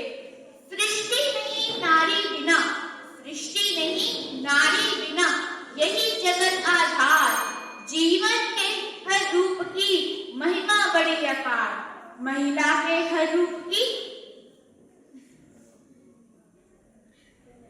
धन्यवाद। मोबाइल विज्ञान का ऐसा आविष्कार है जिसने दिया डिजिटल युग का उपहार है। महामारी के दौरान बना शिक्षा की पतवार है, इसके बिना जिंदगी की कल्पना ही बेकार है। आदरणीय प्रधानाचार्य, मुख्य अतिथिगण, निर्णायकगण, शिक्षकगण एवं मेरे प्यारे साथी, आप सबको मेरी तरफ से सुप्रभात। मैं अमृत कौर, कक्षा 9 की छात्रा, आज आपके समक्ष आधुनिक उपकरणों, मोबाइल फोन और इंटरनेट का सदुपयोग विषय पर अपने विचार प्रस्तुत करने जा रही हूँ। मोबाइल फोन और इंटरनेट आजकल हमारे जीवन का एक बहुत महत्वपूर्ण और अभिन्न हिस्सा बन चुके हैं। इनकी मदद से हमारा कामकाज और व्यक्तिगत जीवन सरल और सुविधाजनक बन गया। पहले मोबाइल फोन का इस्तेमाल केवल यात्रा के समय किया जाता था, लेकिन आजकल तो इसका इस्तेमाल सब जगह होने लगा है। इसका उपयोग हम एक दूसरे से बात करने, एक दूसरे को संदेश भेजने, सामाजिक मीडिया पर संवाद करने, खबरें और जानकारियां प्राप्त करने, इंटरनेट पर खोज करने आदि के लिए करते हैं। और यह मोबाइल फोन और इंटरनेट का सदुपयोग नहीं तो और क्या है। मोबाइल फोन लाया है इतनी खुशहाली, बन गई है सारी दुनिया टेक्नोलॉजी का। इंटरनेट शब्द से आज का बच्चा वाकिफ हो चुका है। इंटरनेट आजकल के हर व्यक्ति की जरूरत बन चुका है। ऐसे में स्मार्टफोन के आ जाने से हर कोई इंटरनेट के जरिए एक दूसरे से जुड़ चुका है। इंटरनेट हमारा जीवन ही बन चुका है। इंटरनेट ने सारी भौगोलिक सीमाओं को समाप्त कर दिया है। इंटरनेट के साथ मिलकर मोबाइल फोन ने हमारे संचार और बातचीत के तरीके को पूरी तरह से बदल दिया। जब से मोबाइल तकनीक विकसित हुई है, तब से इसमें एक से एक नई विशेषताएं डाली जा रही हैं, जो हमारे कार्यों को आसानी से कर देती हैं। आजकल तो लोग मोबाइल फोन पर ही फिल्म की टिकट बुक कराकर सिनेमा में फिल्म देखने चले जाते हैं। इंटरनेट ने हमें ज्ञान का समृद्ध स्रोत प्रदान किया है। हम विश्व भर के ज्ञानी लोगों की रचनाओं और विचारों को एक क्लिक के साथ पढ़ सकते हैं। इंटरनेट छात्रों के लिए शिक्षा के क्षेत्र में भी एक महत्वपूर्ण साधन बनकर उभरा है। वे ऑनलाइन कक्षाओं में भाग ले सकते हैं और अध्ययन सामग्री प्राप्त कर सकते हैं। सही दिशा में हो मोबाइल फोन और इंटरनेट का इस्तेमाल, सावधानी और सुरक्षा का रहे बस ख्याल। आजकल तो ट्विटर, फेसबुक, इंस्टाग्राम जैसे सामाजिक मीडिया सामाजिक संपर्क के नए रास्ते बनकर उभरे हैं।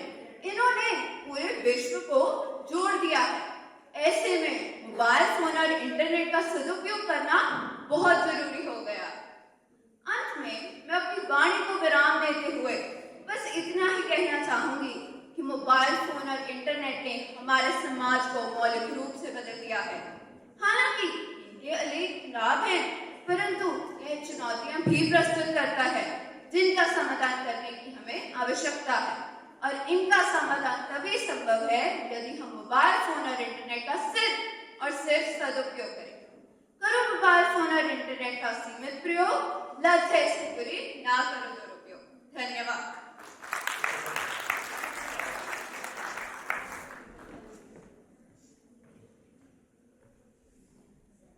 बाहिर भीतर हरी है, नैनन का अभिहरी, चित देखो चित हरी है, हरी बिना नहीं शारी। भाव प्रभु बाहर भीतर सर्वत्र विद्यमान है, यही आपका सुख है।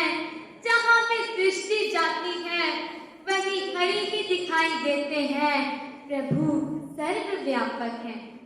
सुप्रभात। अंतर विद्यालय वैदिक भाषण प्रतियोगिता में आए सभी शिक्षकगण और विद्यार्थियों को मेरा हार्दिक अभिनंदन। मेरा आज का वक्तव्य विषय है मानव जीवन का लक्ष्य ईश्वर प्राप्ति। 84 लाख योनियों में केवल मानव योनि ही ऐसी है जिसके द्वारा प्रभु प्राप्ति संभव है, क्योंकि दुनिया में सभी रिश्ते नाते केवल दिखावे के ही हैं। असली नाता तो इस तन में व्याप्त आत्मा का परमात्मा से ही होता है। सामवेद के अनुसार अग्र यायावि विद्या गुणालो हव्य दात्य निकोता सदसी बहिरिष्ट भाव। प्रभु का हृदय में प्रकाश होते ही अंधकार नष्ट हो जाता है। इस प्रकाशमय हृदय में प्रभु सन्मार्ग की प्रेरणा देते हुए अपने भक्तों के कर्म बंधनों का उच्छेद करते हैं। वासना शून्य हृदय में ही उस महोपदेश की प्रेरणा सुनाई देती है। यदि हम प्रभु का सच्चे मन से निष्काम भाव से प्रेममय भक्ति करते हैं तो निश्चित ही हम प्रभु को प्राप्त कर सकते हैं। गीता में भगवान श्री कृष्ण ने प्रभु प्राप्ति के 3 ज्ञान कर्म तथा भक्ति मार्ग बताए हैं। ज्ञान कर्म में साक्ष्य की सहायता से मनुष्य तर्क वितर्क द्वारा तत्व ज्ञान को प्राप्त करने की कोशिश करता है। कर्म मार्ग में निष्काम भाव से कर्म करना होता है, अपने कर्मों को प्रभु को अर्पित करना होता है, इसीलिए उसमें भी भटकने की संभावना होती है।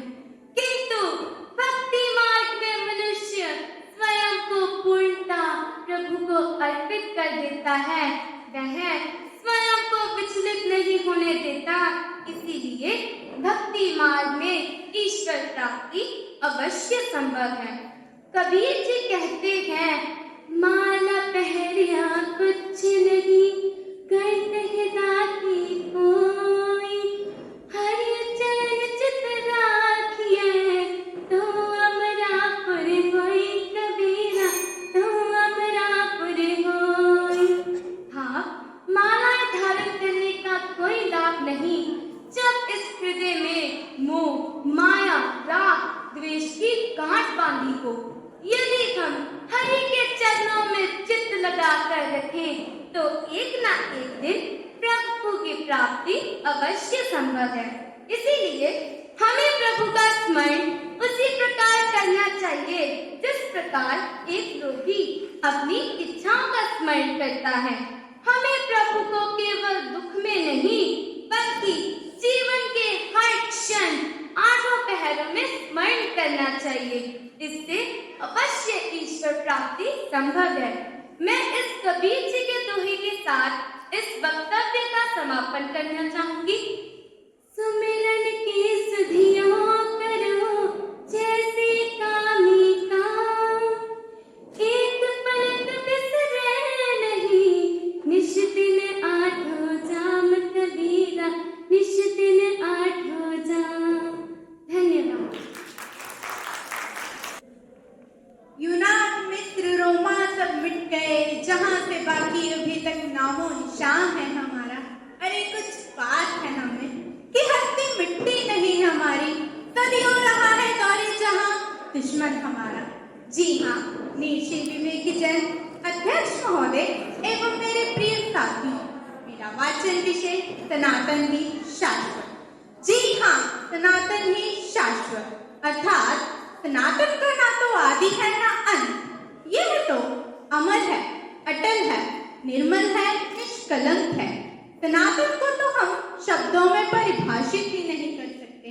आकाश मंडल के तारे, बहती नदी की धारा, वर्षा की बूंदे, पक्षियों की कूक, पत्थरों पेड़ों सूर्य चंद्र सभी में तो सनातन है।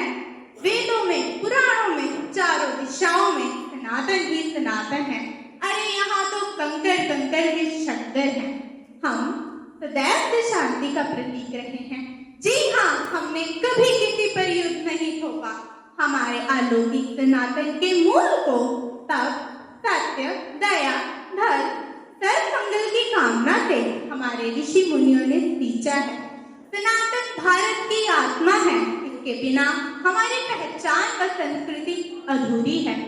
इतिहास गवाह है कि हमने कभी किसी की आस्था पर वार नहीं किया, लेकिन सनातन की शाश्वतता पर अनेक विदेशियों द्वारा लूटा गया, मंदिरों को तोड़ा गया, वेदों को जलाया गया, परंतु फिर भी हमने अपना अस्तित्व बनाए रखा, क्योंकि जब जब सनातन की जड़ों को कमजोर करने की कोशिश की गई, तब तब सनातन की जड़ें और गहरी होती गई। ना ही कोई इसे मिटा सका, ना ही कोई बर्बाद कर सका। हमने हमेशा से अपने वेदों को, मंत्रों को, पुराणों को, हवन पूजन को कभी नहीं छोड़ा। हमने हमेशा यही कोशिश की है कि हमारा अस्तित्व मजबूत रहे। मैं तो कहूंगी अनेक तूफान आए, अनेक आंधियां आए, परंतु हमारे वजूद को कोई हिला तक नहीं पाए। चंद महोदय, आज विज्ञान भी सनातन की मान्यताओं को स्वीकार कर रहा है कि आध्यात्मिक विज्ञान ही विकास है, जिसका प्रत्यक्ष उदाहरण हम सबको कोरोना काल में देखने को मिला। हमें रूढ़िवादी, अनपढ़, असभ्य कहने वाले आज हाथ जोड़ नमन कर रहे हैं, नीम, तुलसी, जड़ी बूटी खा रहे हैं, योग, ध्यान, हवन पूजन कर रहे हैं। अरे यही तो है हमारे सनातन की ताकत। आज जबकि दुनिया तीसरे विश्व युद्ध के कागार पे है, चारों ओर हाहाकार मचा हुआ है, तो संपूर्ण विश्व आशा भरी नजरों से शांति प्रिय देश भारत की ओर देख रहा है और हम उनकी आकांक्षाओं पर खड़े भी उतरे हैं। अरे सनातन की ही वजह से भारतीयों का दबदबा पूरे विश्व में बढ़ता जा रहा है। भारतीयों को सम्मान भरी दृष्टि से देखा जा रहा है। अंत में वाणी को विश्राम देते हुए कहना चाहूंगी कि सनातन ने सदैव से प्रकृति का संरक्षण किया है, तो जब तक प्रकृति रहेगी, सूरज चांद रहेगा, तब तक हमारा सनातन रहेगा, क्योंकि सनातन शाश्वत था, शाश्वत है, शाश्वत रहेगा। जो मिटा नहीं लंकेश की हुंकार से, जो मिटा नहीं कंस के प्रहार से, क्या मिटेगा वो किसी स्टॉलिंग की हुंकार से? नहीं मिटा है, नहीं मिटेगा। सनातन किसी की ललकार से, किसी की ललकार से। जय सनातन, जय भारत। धन्यवाद। में से एक थे, उन्होंने अपनी मातृभूमि के लिए अपने प्राण न्यौछावर कर दिए। नेताजी सुभाष चंद्र बोस का जन्म 23 जनवरी 1897 में कटक में हुआ था। उनके पिता एक प्रसिद्ध वकील थे। नेताजी एक मेधावी छात्र थे। उन्होंने अपना BA ऑनर्स 1918 में कलकत्ता विश्वविद्यालय में दर्शन शास्त्र में पूरा किया। बाद में वह सितंबर 1919 में आगे की पढ़ाई के लिए इंग्लैंड चले गए। नेताजी को भारतीय सिविल सेना के लिए वहां नियुक्त किया गया, लेकिन वे इंग्लैंड में रहकर संघर्ष नहीं करना चाहते थे। उन्होंने भारत आकर अपने स्वतंत्रता संग्राम के लिए संघर्ष करना शुरू कर दिया। नेताजी ने आज़ादी के आंदोलन को एक नई राह देते हुए युवाओं को संगठित करने का पूरा प्रयास किया और इसे पूरी निष्ठा के साथ निभाया भी। इसकी शुरुआत 4 जुलाई 1943 को सिंगापुर में भारतीय स्वाधीन सम्मेलन के साथ हुई। आजाद हिंद फौज की स्थापना सुभाष चंद्र बोस ने ही की थी। 12 सितंबर 1944 को रंगून के जुबली हॉल में शहीद जतेंद्र दास के स्मृति दिवस पर नेताजी ने अत्यंत मार्मिक भाषण देते हुए कहा, अब हमारी आज़ादी निश्चित है, किंतु आज़ादी बलिदान मांगती है। आप मुझे खून दो, मैं आपको आज़ादी दूंगा। यही देश के नौजवानों में प्राण फूंकने वाला वाक्य था, जो भारत ही नहीं विश्व के इतिहास में स्वर्णाक्षरों में अंकित हुआ। उनके करिश्मे और शक्तिशाली व्यक्तित्व ने कई लोगों को स्वतंत्रता संग्राम के लिए प्रेरित किया और भारतीयों को प्रेरित करना भी जारी रखा। ऐसा माना जाता है कि 18 अगस्त 1945 को एक विमान दुर्घटना में नेताजी की मृत्यु हो गई। हालांकि नेताजी अब इस दुनिया में नहीं हैं, फिर भी उनका नाम हमेशा चमकता रहेगा। उन्हें हमेशा देश के महानतम शहीदों में गिना जाता रहेगा। अब यहाँ पर उपस्थित हमारे एक अतिथि हैं डॉक्टर सुरजीत सिंह जी भदौड़। आपका इस सभा में हार्दिक स्वागत है।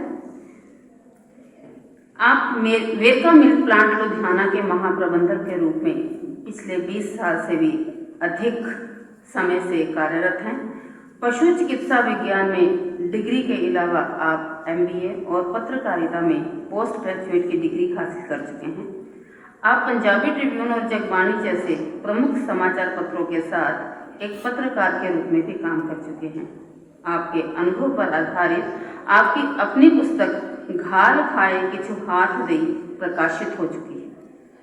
आपने एक साझा काव्य संग्रह सजरे सूखने का भी संपादक किया। तो आपकी उपलब्धियां इतनी हैं कि गिनाई नहीं जाती। आपकी प्रतिभा अपने आप में अभूतपूर्व है। अतिथिगण और मेरे साथी और बच्चों, मैं आप सबका धन्यवाद करता हूँ कि आप एक वैदिक जो सभ्याचार, जो कल्चर, जिसको हम छोड़ते जा रहे हैं, इसकी आज के बच्चों के लिए खासतौर पे जिनकी महत्वपूर्ण बातें, हिस्ट्री के बच्चों को जानी चाहिए, उसके लिए आपको एक अच्छा समागम करने आपने किया। बच्चों ने बहुत अच्छे भाषण किए। बच्चों के पास बहुत सारी समर्था है, जो उनके पास हिस्ट्री का ज्ञान जो बच्चों ने बांटा, उसको बहुत अच्छा लगा। दूसरी बात कि मैं पढ़ रहा था कि नेल्सन मंडेला जो बहुत बड़े नेता हुए हैं, जिन्होंने आज़ादी की जंग में अपने कंट्री को आज़ादी दिलवाई, वो जब उन्होंने 27 साल जेल में वो रहे, तो उनको किसी पत्रकार ने पूछा कि आपने 27 साल आप मतलब कारावास में रहे हो, आपने जेल में जो रहे हो, तो आपने क्या सोच के 27 साल वक्त को खराब कर दिया? तो वो कहते हैं कि मैं इसलिए गुजार पाया कि मेरा फोकस बहुत क्लियर था, मेरा उद्देश्य बहुत क्लियर था। तो जितनी देर बच्चों का आपका फोकस, आपका उद्देश्य क्लियर नहीं होगा, उतनी देर आप कोई भी किसी भी काम को करने में सक्षम नहीं हो पाओगे। वेद प्राय लुप्त हो गए थे। केवल और केवल ये श्री महर्षि दयानंद सरस्वती को जाता है, जिन्होंने वेदों का ज्ञान हमें दोबारा से दिया। अब ये हमारी बहुत बड़ी वीकनेस होगी, कमजोरी होगी, यदि हम वेदों के बारे में न जान सकेंगे। कोई भी वस्तु जो मैन्युफैक्चरर बनाता है, उसके लिए इंस्ट्रक्शन बुक साथ में बनाता है। आप बाजार में जाओगे, कोई छोटी से छोटी चीज़ लेंगे आप, चाहे मोबाइल ले लो, चाहे एक कोई भी चीज़ ले लो आप, उसके साथ इंस्ट्रक्शन बुक होगी कि आपने इसका ऐसे ऐसे प्रयोग करना है। तो क्या ये इतनी बड़ी सृष्टि बिना नियमों के चल रही है? आज कोई भी कंट्री, कोई भी राज्य, कोई भी संस्था, कोई एनजीओ बिना नियमों के नहीं चल सकती। पहले उसके नियम बनाए जाते हैं और फिर हम वो संस्था बनाते हैं। तो जब हमारा जो संविधान है, मनुष्य का जो संविधान है, वो वेद है, क्योंकि परमपिता परमात्मा ने जब सृष्टि की रचना की, उसी समय वेदों का ज्ञान दिया हमें। और जो व्यक्ति दूसरे कोई बात करते हैं कि हमारा जो धार्मिक ग्रंथ है वो ईश्वरीय वाणी है, उसका एक समय है। कोई भी धार्मिक ग्रंथ कोई 400 साल पुराना है, कोई 1000 साल पुराना है, कोई 1400 साल पुराना है, कोई 1500 वर्ष पुराना है। लेकिन उस ग्रंथ से पहले जो आत्माएं इस संसार में आई, क्या उनको परमात्मा ने अपने ज्ञान से वंचित रख दिया? इसका सीधा सा अर्थ है कि उस ईश्वर ने हमें वेदों का ज्ञान उस समय दिया, और ये जो पूर्व के विद्वान हैं, पश्चिम के विद्वान हैं, सभी ने एक्सेप्ट किया है। The Rigveda is the oldest book in the library of the world.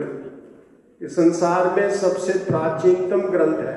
ये विषय हो सकता है अलग कि वो 9 लाख साल पुराना है या 1 करोड़ वर्ष पुराना है, ये अलग चीज है, लेकिन इतना तो सब मानते हैं कि वो सबसे पहली पुस्तक है।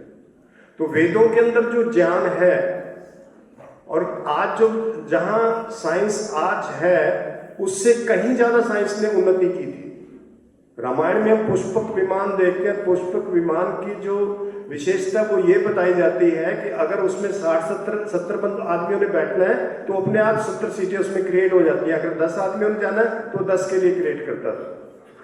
जो आज स्थिति हम देख रहे हैं ना, आज इससे पहले हम ये कल्पना नहीं कर सकते थे, जो कि आज फोन के द्वारा सुविधा है, टेलीविजन के द्वारा सुविधा है कि किस प्रकार से हम देखते हैं। तो महाभारत के अंदर, महाभारत काल के अंदर जब संजय जो है वो कुरुक्षेत्र का वर्णन उनको धृतराष्ट्र को सुना रहा है, तो उस समय ये विकसित था, तभी तो बता रहा था कि कुरुक्षेत्र के अंदर क्या हो रहा है। आज भी वह स्थिति है कि वर्ल्ड के किसी भी कॉर्नर के अंदर क्या हो रहा है उसको हम उसके माध्यम से देख सकते हैं। तो वेद प्रचार मंडल का जहां हमारी आज की जो करंट समस्याएं, उनके साथ साथ वेदों की जो संस्कृति है उसकी जानकारी जो हम इसमें आप सबको पहुंचा रहे हैं। हमारा तो इतना सा प्रयास है, सुबह में बात कर रहा था कि जो इस समय हमारी अवस्था है, जो स्थिति है कि जंगल में आग लगी थी, एक चिड़िया भी चोंच भर के पानी में उसके अंदर डाल रही थी, कोशिश कर रही थी आग बुझाने की, कि हमारा जो इस स्थिति के अंदर कि हम अपना एक प्रयास कर रहे हैं छोटा सा, बाकी उसको समझना ना समझना ये आप सब पर निर्भर है। तो मैं डॉक्टर वंदना शाही जी से अनुरोध करूंगा फॉर वोट ऑफ थैंक्स, आप आए और आप सबका धन्यवाद करेंगे और अपने विचार भी रखेंगे।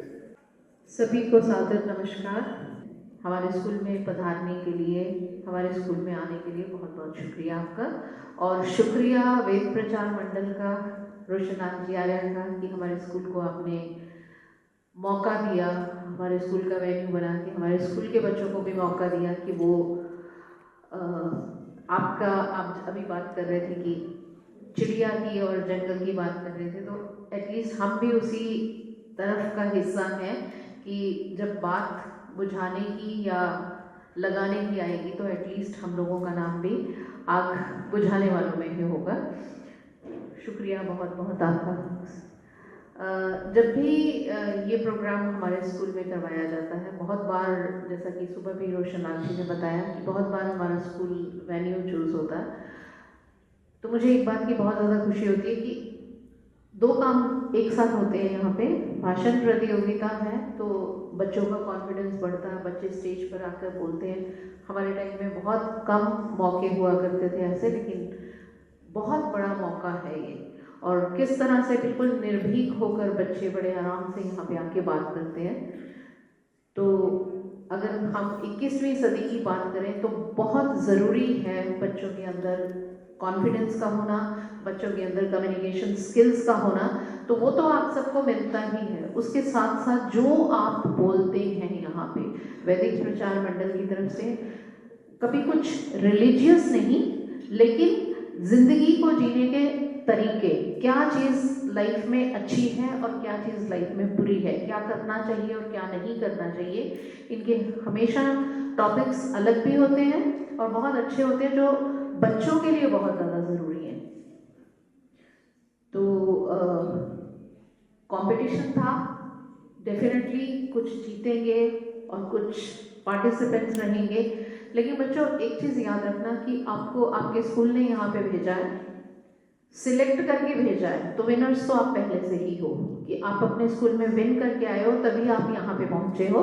तो इसलिए एक सब लोग मिलके जोरदार तालियां अपने लिए बजाएं। बाकी जीतना और हारना बिल्कुल मैटर नहीं करता, क्योंकि या तो हम जीतते हैं या फिर हम सीखते हैं। तो सीखना शायद जीतने से भी ज़्यादा इम्पॉर्टेंट है, क्योंकि सीखने के बाद आप हमेशा अगले लेवल पर पहुंचते हैं। बहुत बहुत धन्यवाद आपका, बहुत बहुत धन्यवाद आप सबका यहाँ पे आने के लिए। Thank you so much and God bless you all.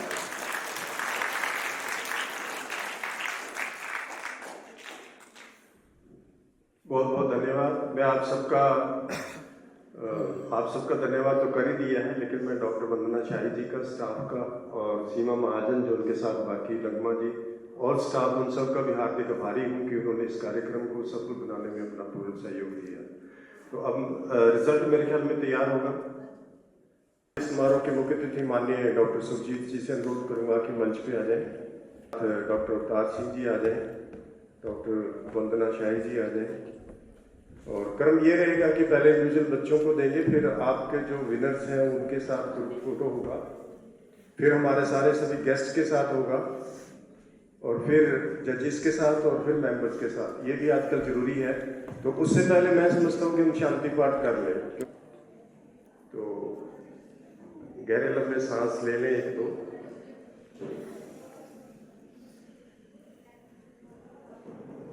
ओम द्यौ शांति अंतरिक्षं शांति पृथ्वी शांतिरापः शांतिरोषधयः शांति वनस्पतयः शांतिर्विश्वे देवा शांति ब्रह्म शांति सर्वं शांति शांतिरेव शांति सामः शांतिरेधि ओम शांति शांति शांति।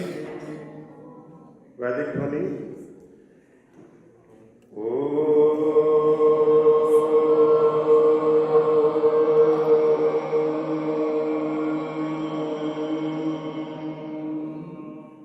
वैदिक अभिवादन सभी को सादर नमस्ते। आप सबका बहुत बहुत धन्यवाद।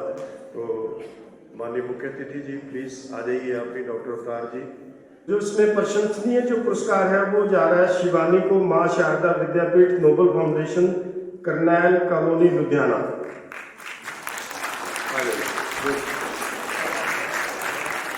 प्रशंसनीय पुरस्कार।